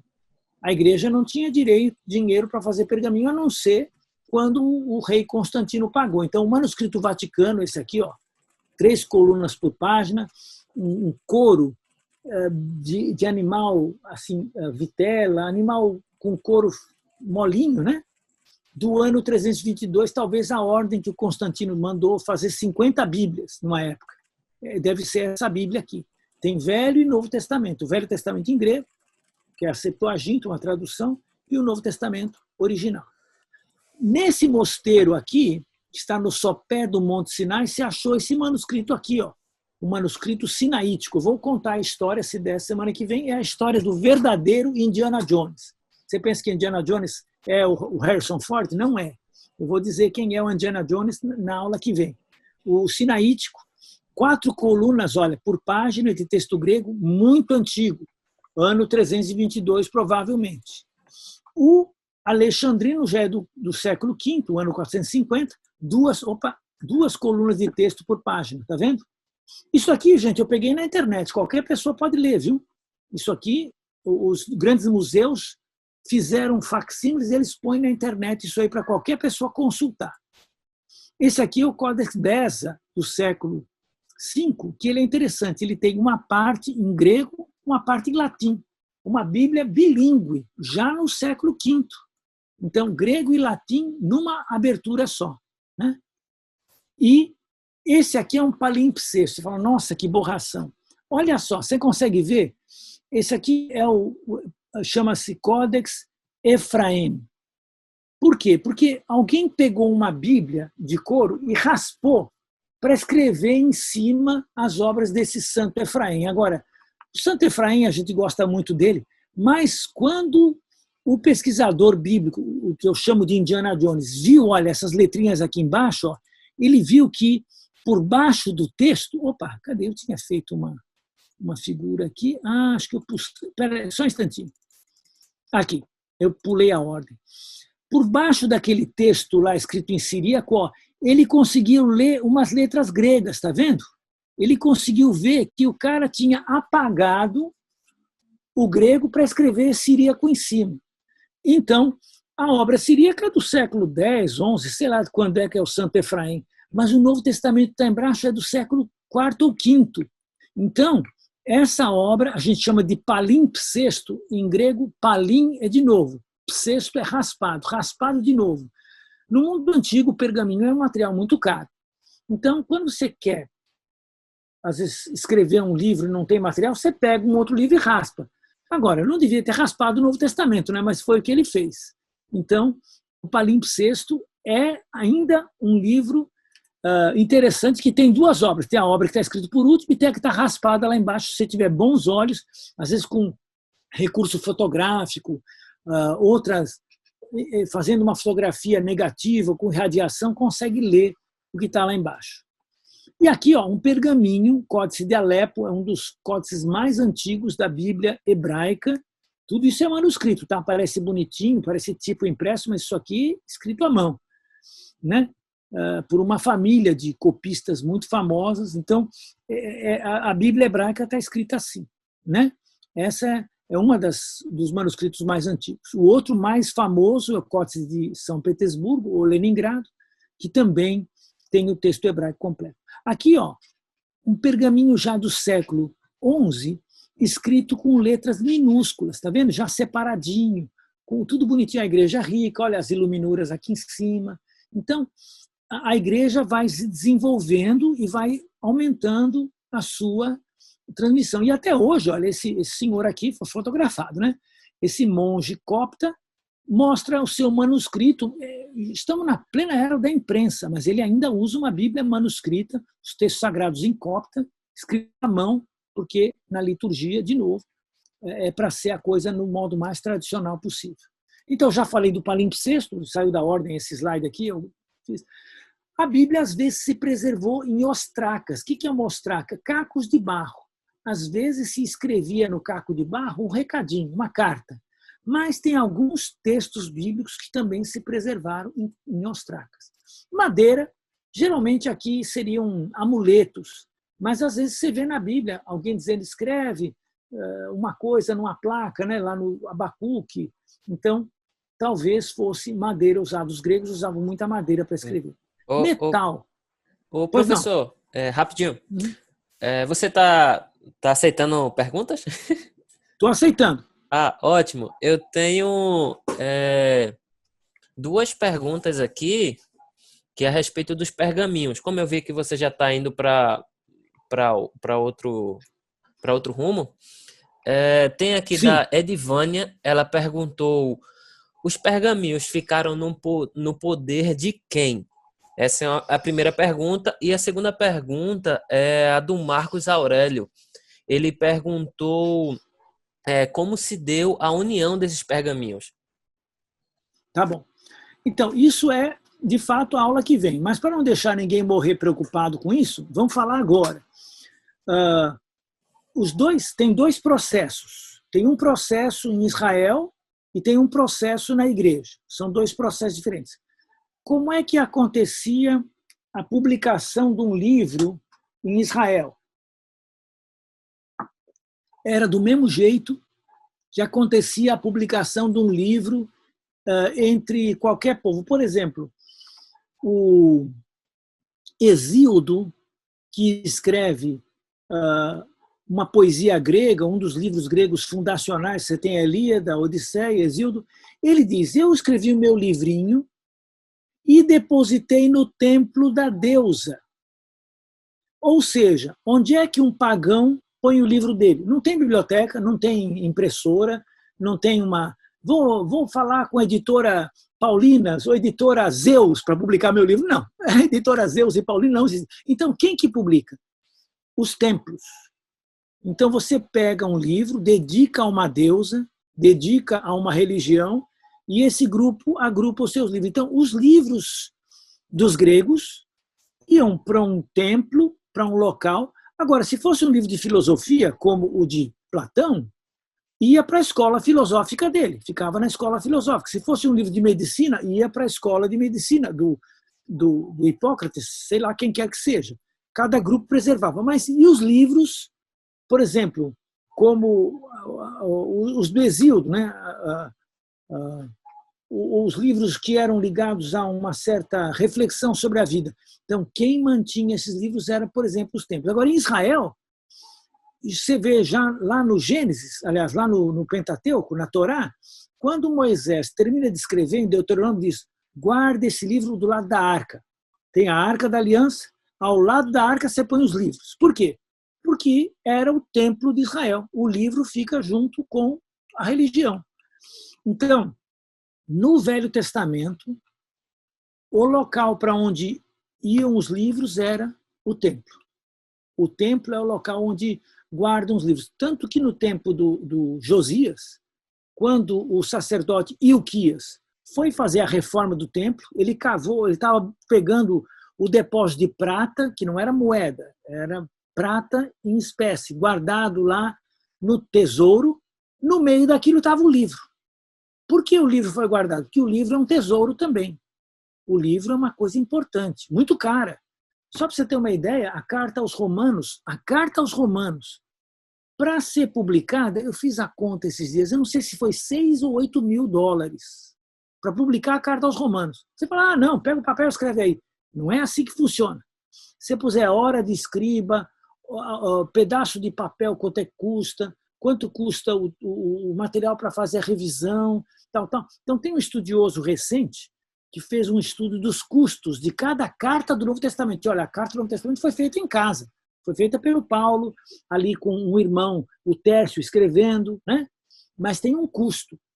E isso é o custo de uma carta do Novo Testamento. Imagina os livros antigos, então, escritos em couro. Então, era um tesouro do templo. Então, no Velho Testamento, nós vamos ver isso semana que vem, os livros ficam no templo. E no Novo Testamento, os livros ficavam com as igrejas. Agora, você vai descobrir que as igrejas receberam ordem para circular. Olha, Paulo diz aos Colossenses, a carta que eu mandei para os irmãos Laodiceia, lê e pega de vocês e manda para eles. Então, eles começaram a trocar cartas. Então, aí, teve um erudito americano, inclusive, que fez uma teoria muito romântica, muito bonita, mas é interessante, que foi o Filemon que começou a coleção. Por quê? Gente, a carta de Filemon não teria chance nenhuma de entrar na Bíblia, a não ser que o Filemon tivesse colocado. Então é possível que o Filemon começou a coleção com a carta de Colossos, com a carta aos Efésios, a epístola a Filemon, aí a dele ficou junto, aí juntou mais um, e aí Filemon deve ter sido o cara que começou a coleção das cartas do Novo Testamento e a dele foi no meio, né? É uma história até engraçada.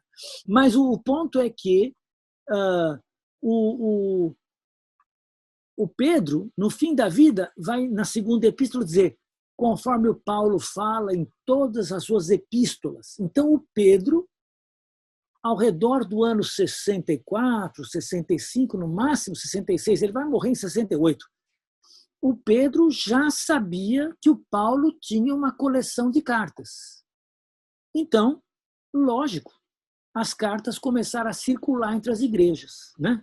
As igrejas começaram a fazer pequenas coleções. Então, a preservação do Velho Testamento teve um caminho, a do Novo teve outro. Mas aí eu preciso contar com mais detalhes na aula que vem, tá bom? Mas é uma boa pergunta essa. Então, como é que durou todos esses anos esse material? Gente, eu tenho uma pergunta aqui. Sabemos que os papiros e pergaminhos, gostaria de saber que material líquido era usado para durar esses anos todos. Olha, gente, não foi feito nada especial. A arqueologia, ela lida com o que sobrou, com, a gente dizer, o lixo da história, né? O que ninguém pegou. Por exemplo, é muito raro um arqueólogo descobrir uma estatueta de ouro. De ouro, não. Por quê? Ouro não é lixo. Ouro todo mundo pega da ruína, né? E leva embora.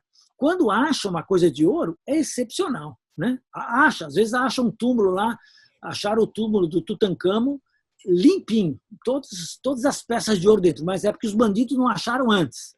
Se os bandidos tivessem achado, limpavam tudo.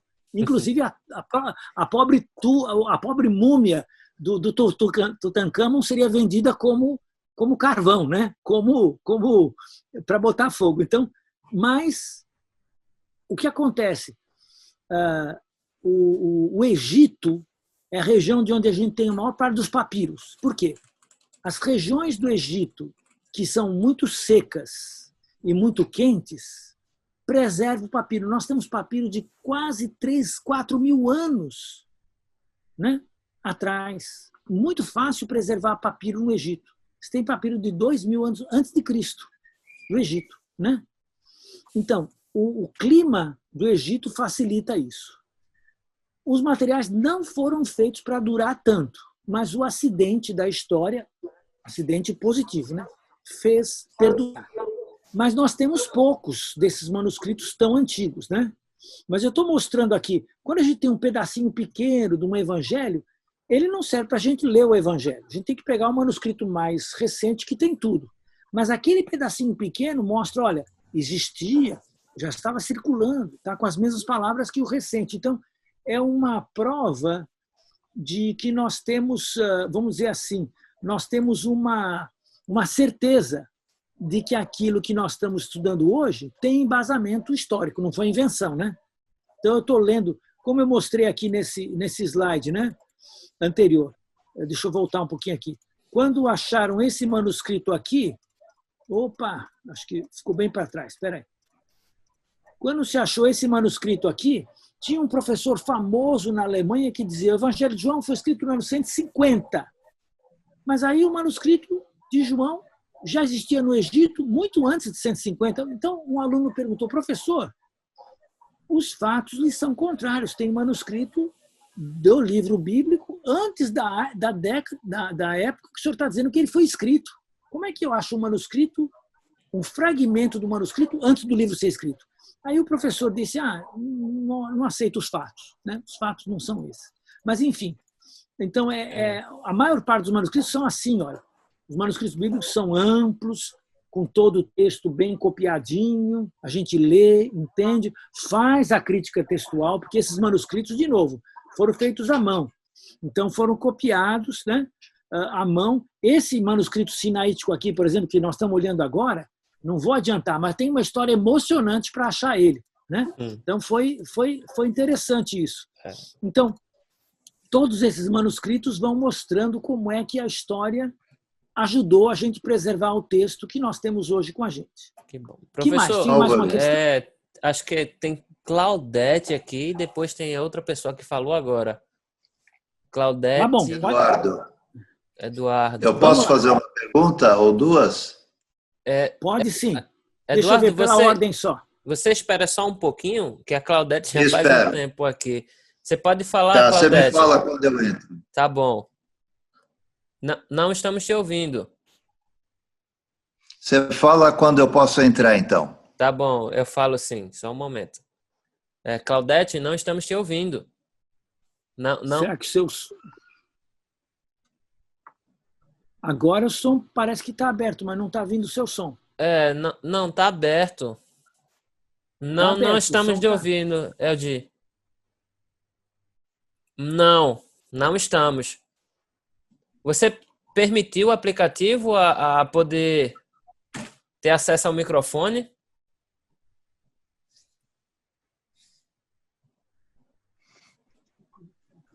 O microfone dela está aberto, talvez o volume está baixo. Claudete, faz o seguinte, a gente não está conseguindo ouvir você. Manda por escrito, tem um chat aí embaixo, um chatzinho, você pode digitar que o professor ele responde. Eduardo, pode responder, fica à vontade. Então, o link caiu para mim, eu perdi 1 hora da aula, então entrei na última meia hora. Uma pergunta assim, você estava falando dos livros, Então, você tocou nesse assunto do livro que Moisés escreveu, falou para colocar ao lado da arca. Eu sempre fiquei pensando o que seria isso de fato, como que é traduzido lá no hebraico, porque não sei se Moisés tinha acesso a papiros. Os 10 mandamentos foram escritos em pedra. Eu sei que existiam nesse tempo papiro. Então, você poderia comentar um pouco sobre isso? Eu nunca consegui uma resposta interessante. Muito bom. Obrigado pela pergunta. Olha, nós não sabemos exatamente que material... Os 10 mandamentos, sim, foram escritos por Deus, né? O dedo de Deus. Então, Moisés trouxe na pedra, né? Ele quebrou quando ele desceu do monte e viu o povo adorando o bezerro de ouro, mas depois ele escreveu de novo. Porque, veja, as tábuas de pedra, elas são chamadas as tábuas do testemunho. Por que são chamadas tábuas do testemunho? Porque elas são as testemunhas da aliança. Inclusive, uma das teorias sobre as tábuas de pedra, é que eram 2 cópias iguais. Porque quando a gente viu o filme, quando eu vi os 10 mandamentos com o Cecil B. DeMille, né, com o Charlton Heston fazendo Moisés, eles escreveram lá em caracteres arcaicos, o caractere é fenício, é bem bacana, você pode olhar lá, os 10 mandamentos da década de 50, escreveu, mas cada tábua tinha uma mensagem. Mas uma outra teoria é que cada tábua tinha as 10 palavras e são 2 testemunhas. Lembra que no direito judaico, uma testemunha não vale, 2 testemunhas comprovam uma verdade. Então, as tábuas seriam as 2 testemunhas do que Deus queria. Elas foram quebradas, depois foram refeitas. Por quê? Porque as tábuas eram da parte de Deus e o livro era da parte dos homens. Então, o documento de aliança tinha a parte de Deus e a parte dos homens. A parte de Deus era o de pedra e ficava dentro da arca da aliança. Ninguém lia aquilo. Ficava dentro da arca, né? A arca era fechada. Agora, o livro não, o livro era para os homens. Então, no livro tinha os 10 mandamentos, repetido 2 vezes e outras coisas. Então, nós não temos a notícia que material Moisés usou para escrever os livros. A gente só vai receber, e depois Josué continuou escrevendo no livro da lei, diz lá, o Samuel escreveu no livro da lei. Então, você tem vários personagens que vêm escrevendo nesse livro da lei. Ou seja, é o Pentateuco, Hexateuco, Octateuco, vai fazendo aquela coleção da história deuteronômica do Velho Testamento. Então, aquela sequência inteira é um livro que vai se fasciculando. Mas, quando chega na época do Jeremias, a gente tem uma dica, lembra? O rei pegou o canivete e cortou o couro do livro e jogou no braseiro em pedacinhos, em tortinhas, né? Ele cortava. Então, aí, a gente já vê que o livro é de couro. Jeremias. Agora, é a informação mais antiga, né? Então, no tempo anterior, é bem possível que os livros fossem de couro. Por que não de papiro? Porque o papiro ia pressupor que eles tivessem um intercâmbio constante com o Egito. E isso nunca foi conveniente na história de Israel. Então, é bem mais possível que eles fizessem as cópias deles em couro, né? No Egito, o papiro era natural de lá. O papiro é uma planta que cresce lá, e então muito fácil obter papiro no Egito. Na Palestina, é material importado, portanto, caro. E, além do mais, teria que ter contato com o Egito, que, em muitas épocas, era antagônico a Israel. Então, eu diria que, embora nós não temos a informação na Bíblia, eu diria que o Pentateuco, os 5 livros de Moisés, já foram escritos em couro, né, desde aquele primeiro momento, como foi a tradição judaica até bem recentemente, até que veio o embelezamento do pergaminho, que é o pergaminho é um couro mais trabalhado, né? Ganha outro nome, mas é um couro especial. Seria hoje o nosso notebook, né? Aquele couro fino, né? Sapatos mais finos, né? Então, mas tudo é couro, película, epiderme animal, né? Então, eu diria que essa foi a evidência que nós temos na Bíblia sobre os materiais que Moisés usou. Mas é uma ótima pergunta. Existe, então, evidências de que no tempo de Moisés já existia o couro e que era escrito sobre couro? Sim, sim. Eu ouvi falar de pergaminho, que pergaminho é de 500 antes de Cristo, né? Não, mas o pergaminho é uma coisa e o couro outra. Por exemplo, em Qumran, não se chama, a técnica lá não é do pergaminho, é do couro. É do couro, Então você vê que o pergaminho é uma técnica que, segundo a lenda, se desenvolveu em Pérgamo, né? Num conflito entre Pérgamo e Alexandria. Mas, de qualquer forma, é muito posterior. Moisés não poderia ter usado o pergaminho, né? Ele teria que usar ou há quem acha que ele usou tábuas de argila, ou pelo menos uma parte de tábuas de argila para as histórias do Gênesis. Um dia podemos até falar sobre isso.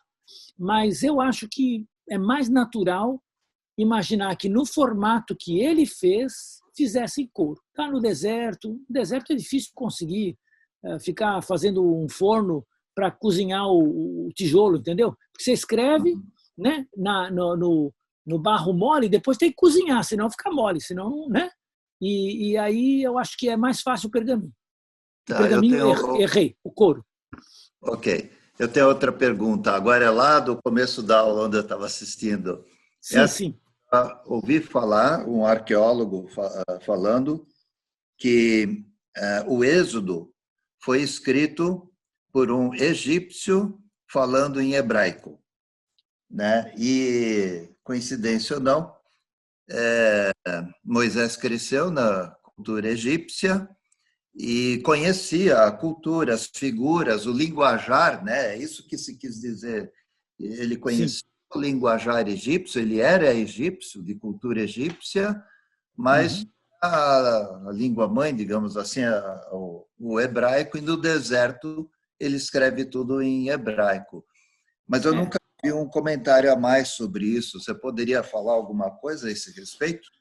Olha, em termos linguísticos, eu não poderia acrescentar nada, porque eu não tenho essa sensibilidade para acompanhar essa nuance, né? Teria que conhecer muito bem as duas línguas para perceber o sotaque.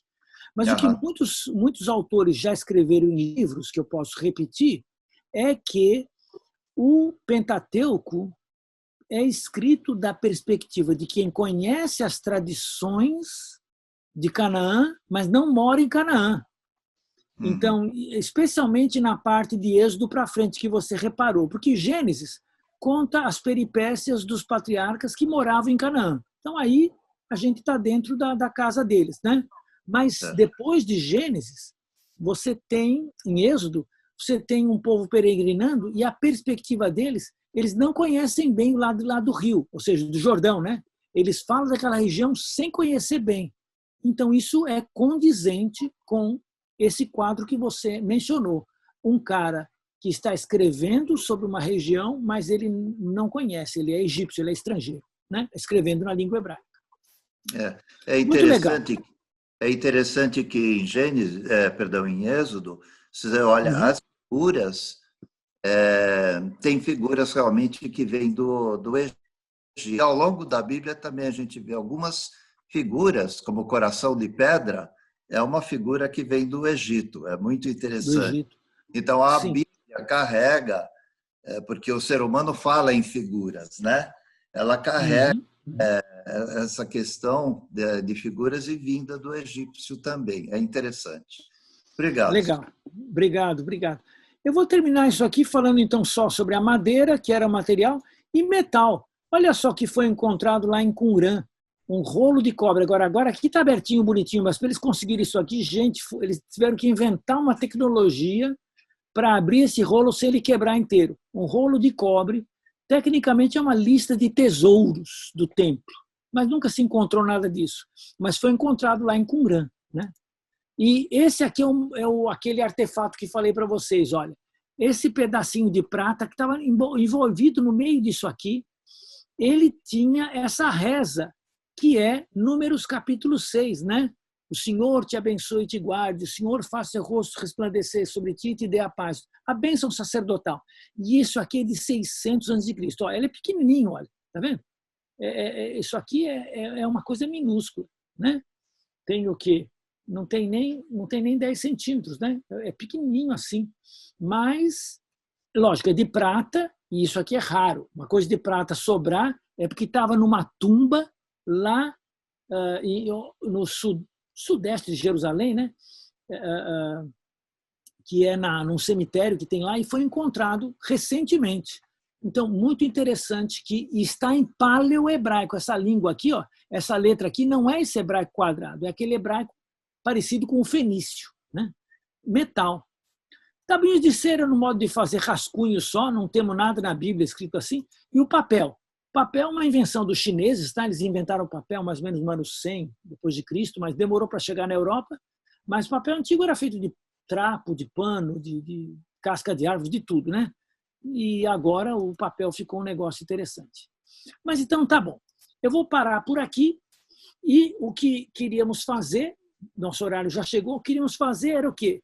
Mostrar para vocês que a Bíblia, como livro, ele tem que se encarnar. Ele tem que ter um substrato sólido, seja o couro, seja a madeira, seja o papiro, seja o barro. Ele vai ter que ter um local onde a mensagem vai ser colocada e uma língua. A língua é a língua de quem está recebendo e a língua que permita que aquilo, então, seja passado adiante. Então, essa metáfora histórica nos diz alguma coisa sobre o próprio Evangelho. Ele tem que assumir tem que chegar na nossa vida mesmo, chegar na nossa materialidade humana, né, para que ele se manifeste. Então, vocês, homens, vocês, mulheres que estão aqui, são cristãos, cristãs, ou pessoas interessadas, mas essas verdades têm que ser vivenciadas, fazer parte de você, para depois ser canalizada para o mundo. Então, a história da Bíblia começa com essas línguas e esses materiais antigos. Se Deus permitir, na aula que vem, nós vamos continuar pensando sobre essas questões que estão falando. Como é que isso se preservou? Veja, o Velho Testamento só vai ser impresso e o Novo Testamento só vão ser impressos, vamos dizer, perto de 1500, 1440 e tanto, que o Gutenberg faz lá as Bíblias dele. Olha, como é que a Bíblia ficou manuscrita por, sei lá, de Moisés a Gutenberg, dá quase 3.000 anos. Mas se você pegar de Jesus a Gutenberg, são 1.500 anos quase. Como é que isso fica? Então, se Deus permitir, na aula que vem, que é quinta-feira agora, eu vou mostrar a questão de como foram transmitidas o Velho Testamento, o Novo Testamento, como é que isso foi preservado por esses grupos judeus, cristãos, e como é que isso chegou até nós hoje, pelo menos na forma que a gente possa ter uma certeza de que o que nós estamos lendo hoje realmente vem lá da antiguidade. Né? Ô, professor Álvaro, rapidinho. O senhor aceita apenas uma última pergunta, que é a do... Aceito.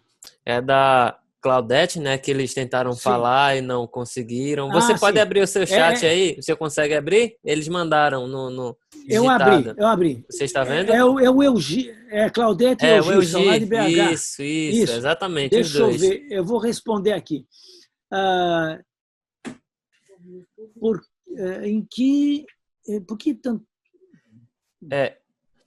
Por quanto tempo os copistas mantinham as cópias em suas mãos para conservação ou divulgação pública, sabendo que elas sofriam danos, perda e desgaste físico? Por quanto tempo eles preservavam? É isso? Acho que é isso, né?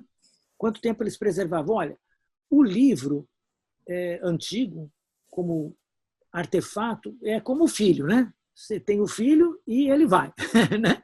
Então, o escritor publica a obra e coloca lá no templo. Agora, essa obra tem que ser copiada, senão ela morre. Então, os antigos sabem muito bem que o livro se desfaz, né? Então, as obras eram copiadas. Por exemplo, no livro de Deuteronômio, no capítulo 17, já tem uma ordem. Quando vocês tiverem um rei, o rei precisa fazer uma cópia dessa lei para ele ler. Então, veja, já está pressuposto em Deuteronômio 17 que a lei ia ser copiada. Que, por exemplo, os sacerdotes precisariam ter o livro para ler, que os reis precisariam ter o livro para ler. Então, a ideia de copiar o livro e o livro ser passado está na raiz do processo de, entre aspas, publicação dos livros antigos. Então, no mundo antigo, quando o livro é dedicado a alguém, essa pessoa tem a responsabilidade de multiplicar o livro. Por exemplo, você abre o Evangelho de Lucas, capítulo 1, versículos 1 a 4. O Lucas fala: excelentíssimo Teófilo, né? Dedico esse livro para você. O Teófilo vai pegar o livro e pôr na biblioteca dele? De jeito nenhum. O Teófilo recebeu uma responsabilidade de pegar o livro e mandar copiar e divulgar o livro. Então, as pessoas que recebem os livros tinham essa tarefa. Porque eles sabem, de novo, não é como hoje. Eu comprei esse livro aqui, né? Eu comprei esse livro lá da livraria, mas tem um monte lá, né? Então, eles que façam. Não. No mundo antigo, eles sabem, não tem isso. Cada livro é uma peça única. Foi copiado letra por letra. Então, quando eu recebo um livro, tudo bem, eu vou ler, mas eu vou copiar para que outra pessoa possa ter. E aí surge toda uma tecnologia de cópia que vocês vão poder apreciar, se Deus permitir, na quinta-feira, que é parte desse processo de transmissão. Um processo muito meticuloso. Tanto os escribas judeus usavam alta tecnologia, como, pasmem, os escribas cristãos, logo no nascedouro do cristianismo, não era depois do tempo de Constantino, não. Logo no nascedouro, eles já inventaram técnicas avançadas de cópia de manuscrito. E isso está provado pelos estudiosos de paleografia. Então, nós vamos falar sobre isso quinta-feira. Coisa boa. Ok? Professor, obrigada, Álvaro. Obrigado vocês. Olha, eu vocês queria que podem... vocês... Pode falar, professor. Falem lá. Não, eu queria que vocês, para semana que vem, pensassem um pouco justamente nessa questão que vamos entrar na semana que vem. Ou seja, a gente pensa como é que a Bíblia foi bem preservada nos anos, né? Então, a ideia para a gente se preparar para essa aula é como é que eu tenho, de fato, me preservado, né? No caminho de Cristo, preservado as outras pessoas ao meu redor no caminho de Cristo, para que essa preservação da pregação da palavra também persista, né? Porque muitas vezes você é a Bíblia que o seu vizinho vai ler. Então, cuide bem dela, né? Mas tá bom. Mas semana que vem não. Quinta-feira, se Deus quiser, nós estamos aí. Quinta-feira.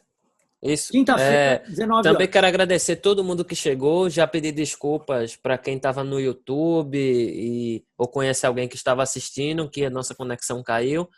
Mas a aula será postada lá. Se vocês quiserem rever, a gente vai estar postando lá no YouTube do Ebenezer.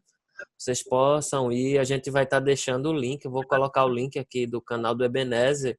E vocês podem estar se inscrevendo lá também, para não estar perdendo os vídeos. Até o que eu estava anunciando, a gente vai ter um curso também gratuito do professor Álvaro. a respeito de traduções. Já vai ser muito legal o que o professor tá preparando aí para a gente. Tá aí no chat, vocês possam estar entrando lá. E quinta-feira estamos de volta aqui, se Deus quiser, se ele não voltar até lá. Isso. Vamos tratar esses assuntos aí, né? Se vocês perguntaram. Isso é mais ou menos para a próxima aula. Como é que foram guardados? Como foram selecionados? Como é que os apócrifos entraram, não entraram?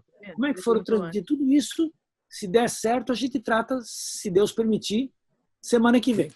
Tá bom?